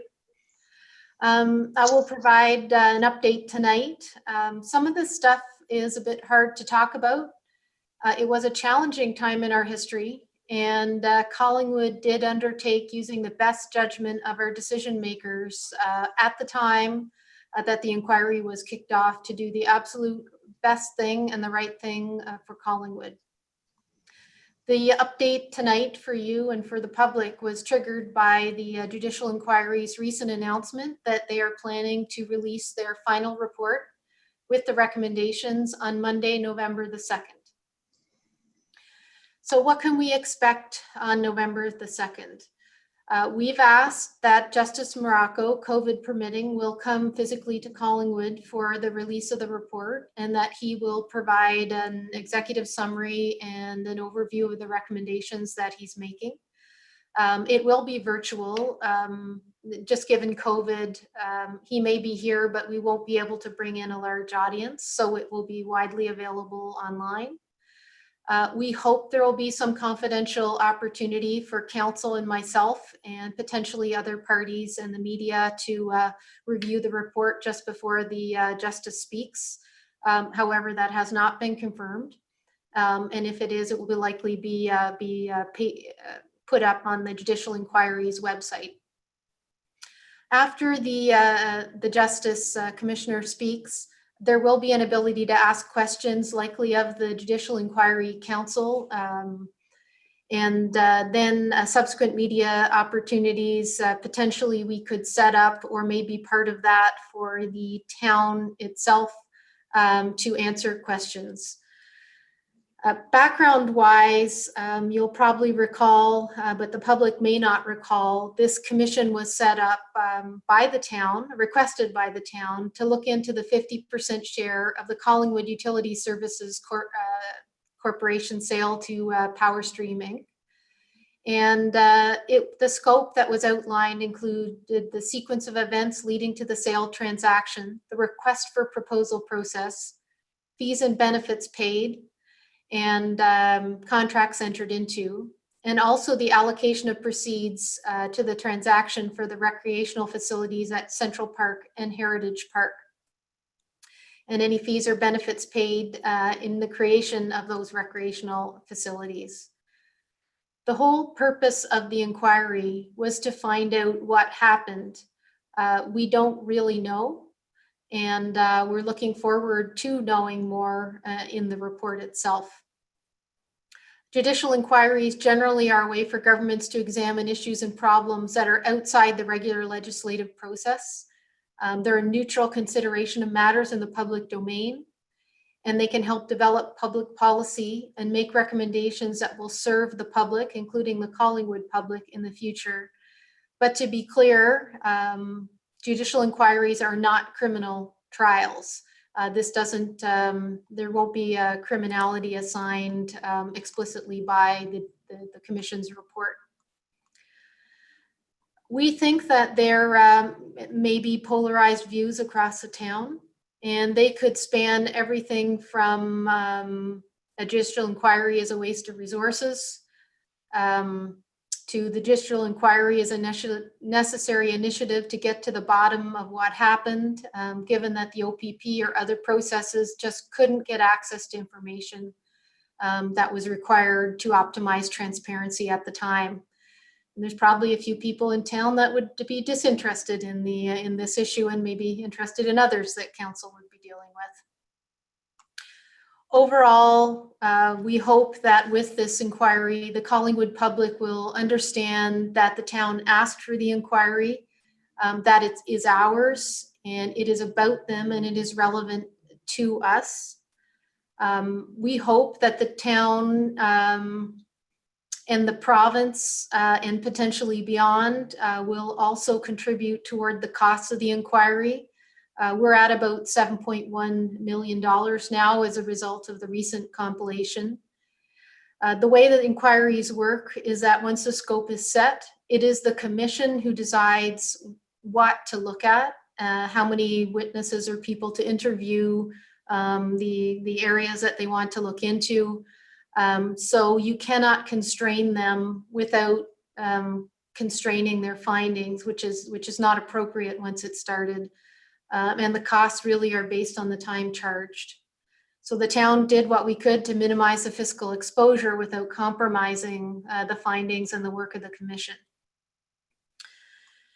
The recommendations in this report, we believe, will not only be valuable to the town, but could have spillover benefits on many municipalities who are dealing with similar procurements or sales. And out of the 444 municipalities in Ontario, we expect that there will be a number of them who have challenges similar to those that Collingwood has gone through, and this report could be beneficial to them. We want to talk to the province about defraying some of the costs, potentially with other partners or other municipalities, with AMO, with FCM, and also looking to them to potentially get value from this report, because the recommendations that are made in relation to our situation could be valuable to those municipalities.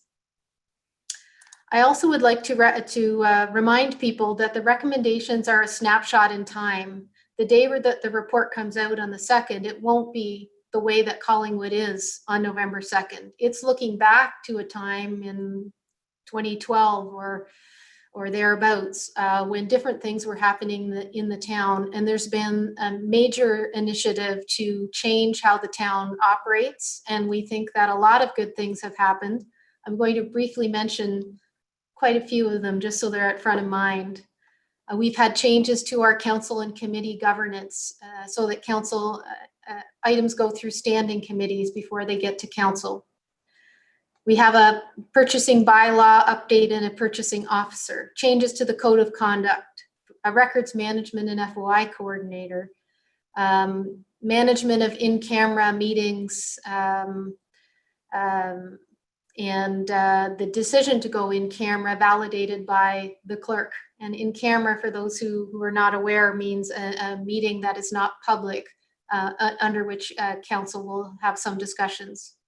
Realignment of the clerk's duties to focus on the clerk's core work. Redefined HR policies around conflicts and gifts. Live streaming, such as tonight, on all council and standing committees. Changes to our procedural bylaw. A community engagement strategy that is much more robust.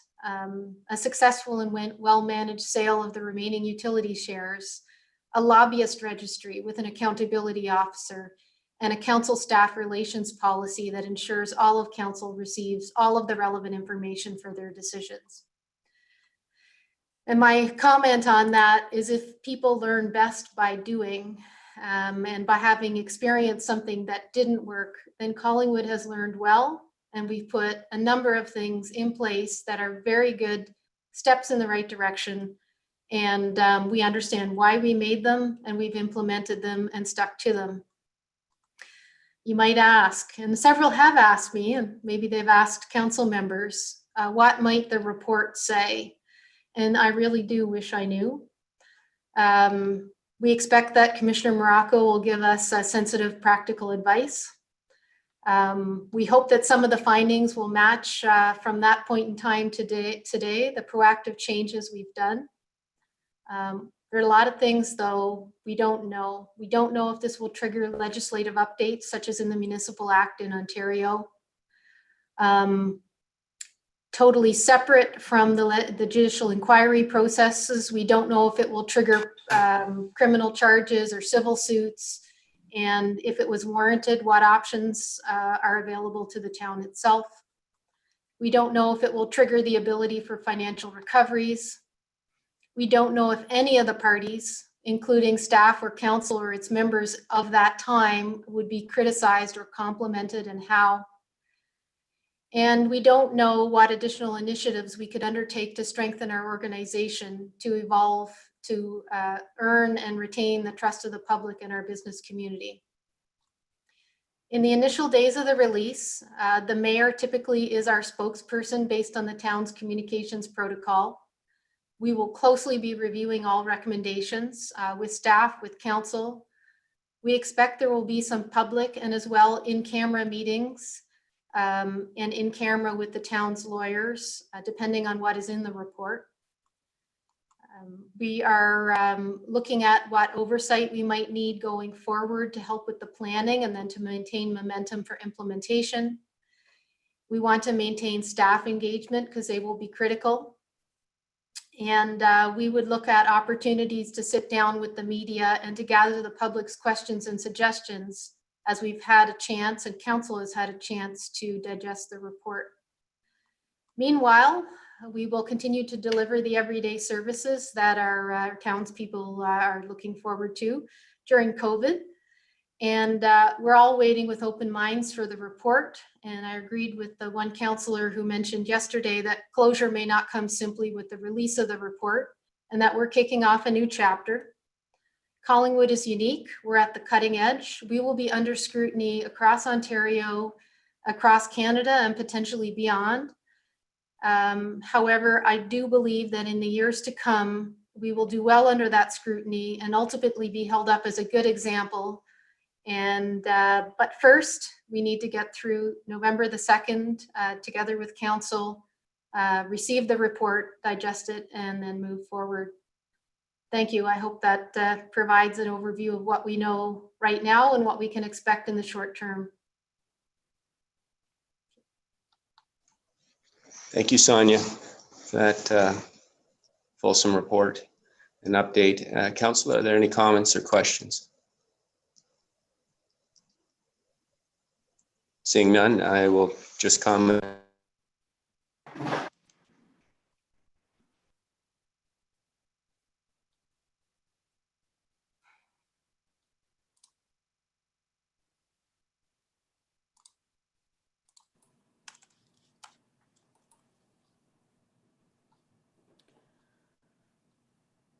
It appears that Mayor Saunderson's screen is frozen, so if we wait a moment, hopefully he can reconnect.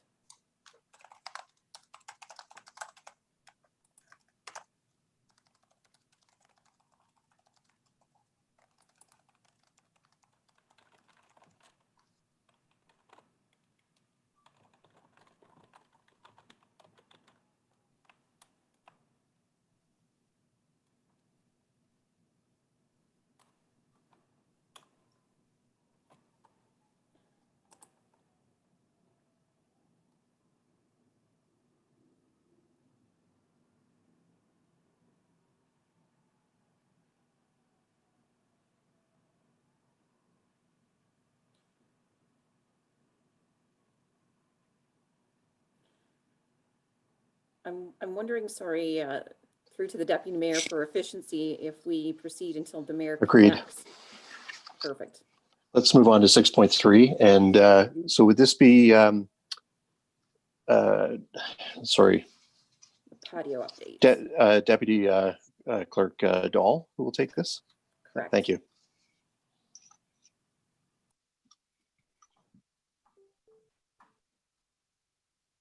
Good evening, everyone. through the Deputy Mayor to Council. I'll introduce the motion that's on the agenda this afternoon or this evening. And Peggy and Ross are here as well to answer any questions with respect to road and fire issues that may come up. So over the course of the summer, we issued 17 boulevard encroachment permits in the downtown, 14 of those being for patios and 3 being for merchandise display areas. Out of the 14 patios, 7 of those extended onto the on-street parking areas, which was new this year to let them have more space due to COVID restrictions and whatnot. The boulevard encroachment permits have been issued, are due to expire on October 31st. And with the COVID protocols that are still in place, there's been some demand to extend these permits beyond the October 31st deadline. An email was sent out to all the permit holders to advise them that we're looking into this and to seek their interest in continuing their patios or merchandise display areas in the downtown past October 31st. I've received 7 responses so far. 3 responses are interested in continuing past October 31st, and then this involves 3 patios in the downtown and 1 merchandise display area. One of the restaurants that responded is only interested in maintaining their patio on the sidewalk, which is in line with our recommendation that we have before you tonight. The other restaurant has 2 patios in the downtown and is wishing to use the on-street parking area as well as the sidewalk throughout the winter months. The proposed motion provides staff the ability to issue these permits for boulevards beyond the October 31st deadline. Staff are proposing a similar arrangement as what was provided in the pilot project that was done with Caesar Bar in 2018 for winter patio, where the permit holder would be responsible for snow removal and sanding and maintenance of the patio area and surrounding the patio area during the winter months. And those would be stipulated in a new permit that would be issued to anyone wishing to go beyond the October 31st deadline. When we reviewed this with staff, there was some concerns flagged, especially with the on-street patios, with respect to the proximity of these to the road and the use of the large snow removal vehicles and possible damage and safety of the users of the patio when the roads are being cleared. And this motion also clarifies the ability for anyone with a patio wanting to use a heater. The fire department was able to source some guidelines that have been issued now with respect to the type of heater that can be used on the patios. So if you have any questions, I'd be more than happy to answer them, and Peggy and Ross can also assist if needed.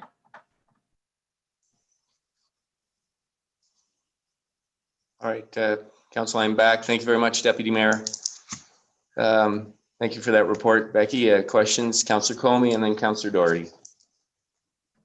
Thanks, welcome back. Through you to Deputy Clerk Dahl. So I was trying to write down the numbers of what you were saying to see who was impacted. I get those. So my first question is, are any of these patio extension applicants facing any fees for wishing to continue their patio?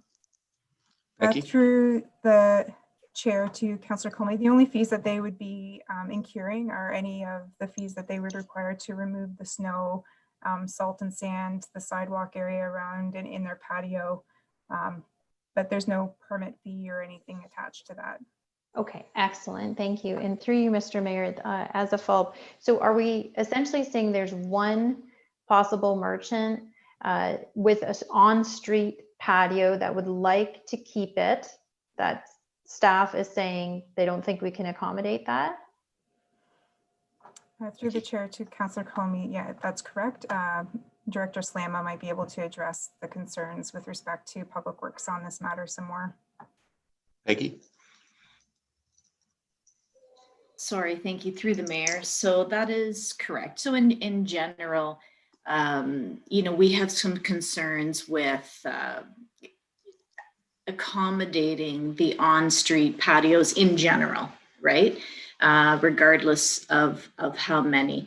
So there's concerns with safety and concerns with the ability to clear around the patios and how that would affect the neighboring parking spots as well, right? So we're really to accommodate, even one patio, which we're already taking up, I believe, 3 parking spots because of the angled parking, to then try and maneuver a snowplow around that is difficult and will compromise a couple of more parking spots. So that's that'll, with safety, that's the perspective that we're taking, and in this case, it is just, there's just one merchant who is interested in the on-street patio, but they certainly this would be allowing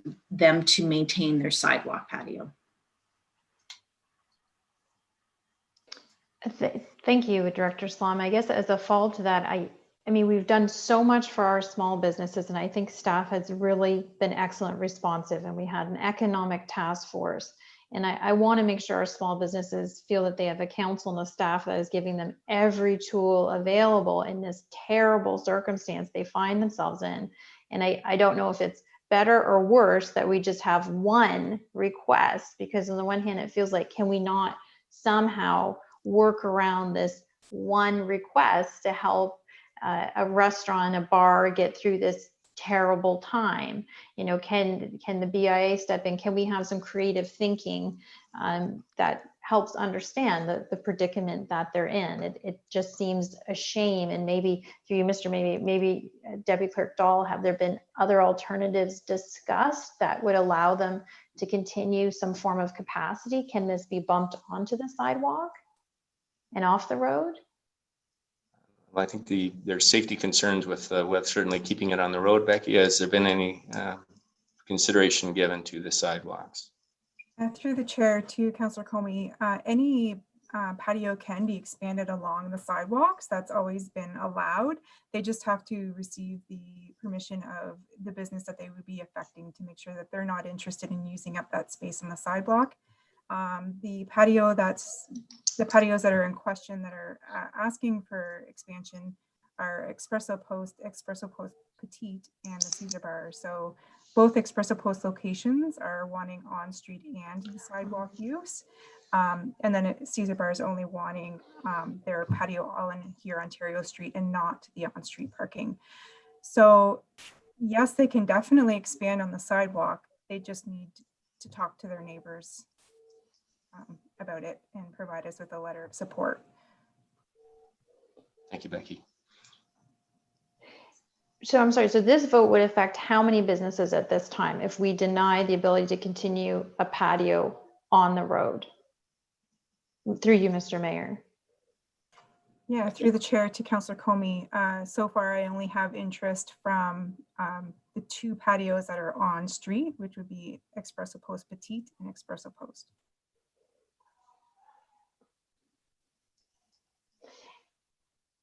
It seems a shame. I mean, that's the only thing I can comment. I'm not sure I can outright support this. I hate to do a single thing to a small business at this time to diminish their ability to continue to serve their customers in the best way they see possible. I hear your concerns, and I think that the response is we can't continue to have them on the streets because of the plowing and safety with snow buildup, and the other alternative is the sidewalks, and we're working with them to the extent we can. And what we're hearing is they need to approach their neighbors to see if they can increase their capacity on the sidewalk, and if they can, then we will absolutely support them in that. I'll just offer the comment, we're not the only municipality dealing with this. I mean, City of Ottawa's allowed their on-street patios to stay right through to the end of the year. So I mean, that's just my position on it. I have to feel that we just have to go above and beyond it at every opportunity. We're not the only municipality dealing with this request and snow removal on the streets. Duly noted. Just so I can get clarification, I'm sorry I got dropped off. Are we calling the vote on this issue tonight, or is this coming forward at the next council meeting? Sarah? This evening. Okay, all right, and we have a mover and a seconder. I'm tuning in. Okay, good. All right then, are there any other questions or comments then before I call the vote, council? Seeing none. Councillor Doherty? Thank you, Worship, and through you to Deputy Clerk. I also was going to ask the question whether there was an opportunity to expand beyond that business's frontage along the sidewalk. So we have an affirmative to that. But just picking up on Councillor Comey's comments, have we had an opportunity or done a survey of what other municipalities might be doing to accommodate businesses that want to keep their patio on street? Have we exhausted the possibilities as of yet? Like I'm hearing reference to Ottawa. I wasn't aware of that. Becky. Through the chair to Councillor Doherty, my understanding is that those municipalities are using the larger concrete blocks that you'll see. They're in Thornbury on the main street and whatnot. I'm going to defer that to Director Slama because I'm not sure the availability of those and how much effort it is for staff to install those, because that's not under my purview. Peggy? Thank you, through the mayor. So yeah, so Thornbury is using what are called Jersey barriers. So those, you know, we opted not to go that route for the summer patios, and I think what we had provided and came up with did work really well for the businesses that had the on-street patios. Jersey barriers, they should be available. They're costly, so it would be a cost to the municipality. I'd have to get a price on that for you. So, and just to speak to Councillor Doherty's other questions, I myself haven't looked into what some of the other municipalities are doing, so I can't provide comment on that. I'm sure there are some other alternatives and opportunities. I think we were just considering, you know, what we felt was the best for our community and in the locations that we're looking at. Thank you.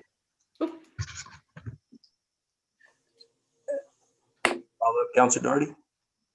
Yes, thank you. And so certainly not to be argumentative, but if there was an opportunity for us just to have a quick survey of what other options might be available before we close the door on expanding onto the road, I certainly can appreciate this business's desire to, maintain a footprint that's been very important to them in particular because their indoor space is so small. Councillor Doherty, are you asking for a deferral or do you have an alternate put on the floor? Yes, actually, I would like to ask for a deferral if we could, just to do a little bit more research. All right, I'm going to leave you for now. Yes, I'll leave you for now. I'm not going to get a seconder because I see the Deputy Mayor have his card up, and I'll go around the table first before I call that issue. Go ahead, Deputy Mayor. Thank you. Just, I think two things. One is that I don't disagree that we need to be looking sort of above and beyond. And I know that there have been conversations with the BIA and the Board of Management.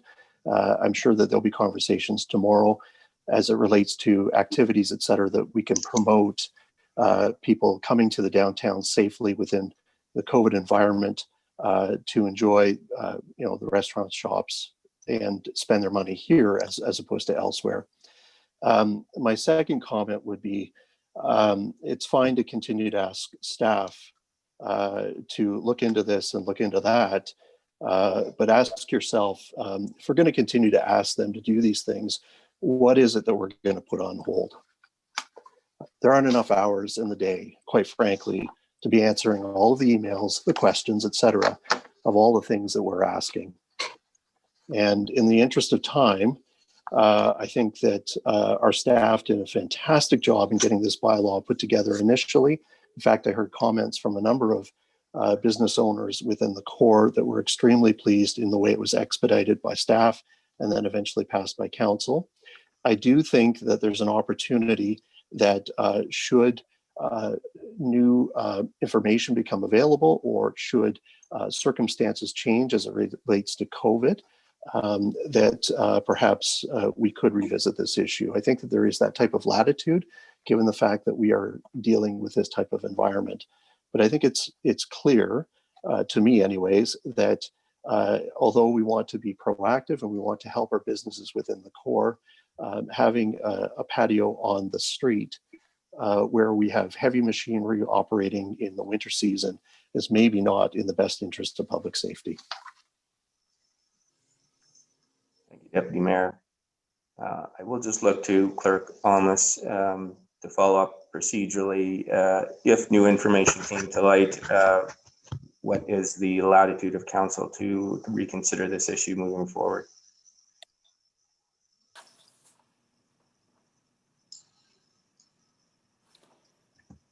Through your worship,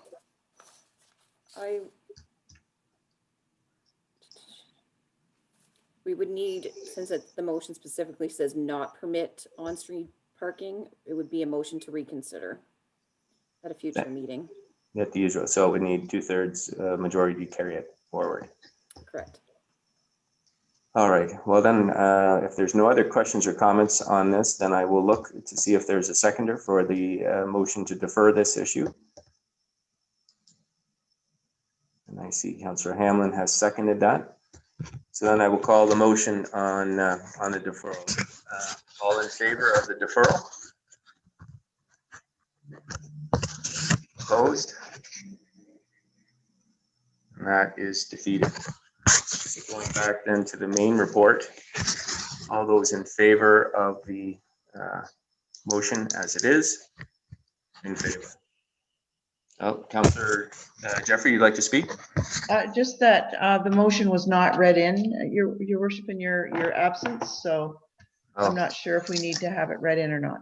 I'm going to look to the clerk because it's rather long. I mean, I can read the be resolved just so everyone is clear on what we're voting on. Would that be best, Sarah? Yes, the be it resolved is the most important, and you should also, your worship, if you could acknowledge the mover and seconder. Okay, and you sent me that, and now I've lost that screen. Just a minute, please. Councillor Jeffrey and Councillor Hamlin. Thank you. So it's moved by Councillor Jeffrey and seconded by Councillor Hamlin. I'm not going to read the whereas. It's a fairly significant length, but I will read the resolution. Therefore, be it resolved that in light of continued COVID-19 protocols, boulevard encroachments be permitted on sidewalks only until such time as they are no longer needed. The boulevard encroachment permits that provide extensions of patios into on-street parking areas not be permitted after October 31st, 2020 due to safety concerns related to snow plowing and salting of the roads and proximity of the patio to the traveled portion of the road and inability to clear on-street parking areas due to the location of the patio encroachment and bump outs along the roadway. And that businesses wishing to continue with a boulevard encroachment for the operation of a patio or merchandise display after October 31st, 2020, be issued a new boulevard encroachment permit that provides terms and conditions specific to the permit holder's requirements for winter maintenance to a standard agreed upon by Public Works, which is to include but not limited to the removal of snow in and around encroachment area, salting, sanding of the encroachment area, use of portable heaters, and the town would not be held responsible for any damages that may result from conducting winter maintenance. So with that being read in, then I will call the vote. All in favor? Okay, and opposed? And that is carried. Thank you. And that takes us to item 7, which is public delegations for a maximum of 5 minutes per delegation. Sarah, is there anyone in the gallery that would like to speak to this matter or speak to the committee on any matter? Yes, your worship. Matthew Pretty would like to address the committee again. All right, Matthew, you have 5 minutes. Yes, good evening. It's Matt Pretty here. Can everyone hear me? We can hear you, Matt. Go ahead. You have 5 minutes. Okay, guys, I have something really serious to talk about. I understand social housing in the budget related to Marjorie, Treasurer. She was reviewing cost savings and cost associated with new positions and so on and so forth, our projection for 2021. We have an extreme crisis right now in town where warming centers or cooling centers are not available. It's standing only in the public library. The bus station can only hold so many people. The bathrooms are there. We do need a cleaner on hand on a daily basis to keep that up for the drivers, for the general public, and for those seeking shelter. There are people in the town with chronic mental health conditions where, to my understanding, have not met the rules of the emergency shelter. I called Deputy Mayor Hall today to ask him about the Peel Street location of the emergency shelter. I wonder if we should support Salvation Army to see what opportunities they have with like kits to offer people, in the sense of like blankets or the odd extra sweater and this and that. But we do have people with mental health conditions where, obviously with policing, how to handle that's always difficult. We did have an incident that happened back in September, and in other incidents too with persons with mental health issues. And I really feel, guys, that we need to support a COVID medical crisis response to assisting people with mental health conditions where they are unable to meet applying or getting in contact with persons to arrange housing and different things. I hate to say it, but we have a vulnerable group of people that need a little bit of extra help. I know Camp Bellin High has a resource center they're establishing. I don't think it's open yet. I don't think it's done. Councillor Hall, I have a question for you, sir. Is the Peel Street location going to be operating this year in town, or are we still dealing with Living Waters? And as well, can we contribute, Mayor Saunderson, to the Salvation Army? It's a prime location. I think the town needs to invest more in the Salvation Army. Churches are closed. You can't even use the bathroom in church. If they say, okay, guys, you're at, like I got the memo today from the Anglican, you can't go upstairs. There's only one bathroom. Guys, we got a situation here. That's my question. That's my question. I would like a response in relation to a compassionate in-town response to when winter comes. Where do we direct these people that have difficulty connecting? And there are a group, they work so hard in trying to live and carry on and play a little guitar here and there. I'm thinking of David Fish and others. Tim Hortons closed. It's getting rougher for the average person to connect with people they know and living with a low income. I'm going to be writing a letter to the province about a mid-month possible financial aid opportunity instead of it being the whole month. All right, guys, Matt. I pass it to you. And honest to God, this is not a joke. This is not a joke. I think this Please respond. Please respond. All right, Matt. I'm going to take your question under advisement. This council has taken the homelessness issue very seriously. We've committed $75,000 last year, and for the next 2 years, we've committed money to the feasibility study, and we are aware of these issues, Matthew, and we are working very hard on those issues. And staff has your questions, and we will follow up with them later. With that being said, Sarah, do we have anybody else from the gallery? No, Your Worship, we do not. Okay, thank you. Deputy Mayor Hall, go ahead.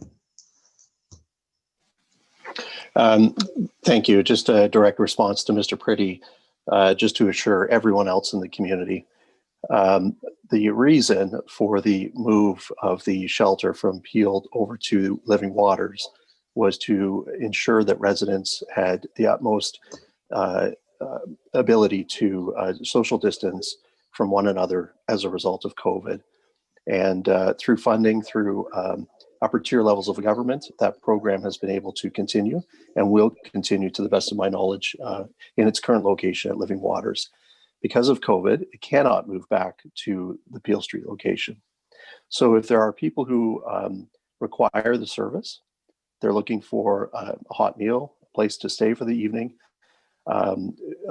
resources in terms of volunteer nurse, outreach to other agencies that can help people with social issues as it relates to addiction, etc.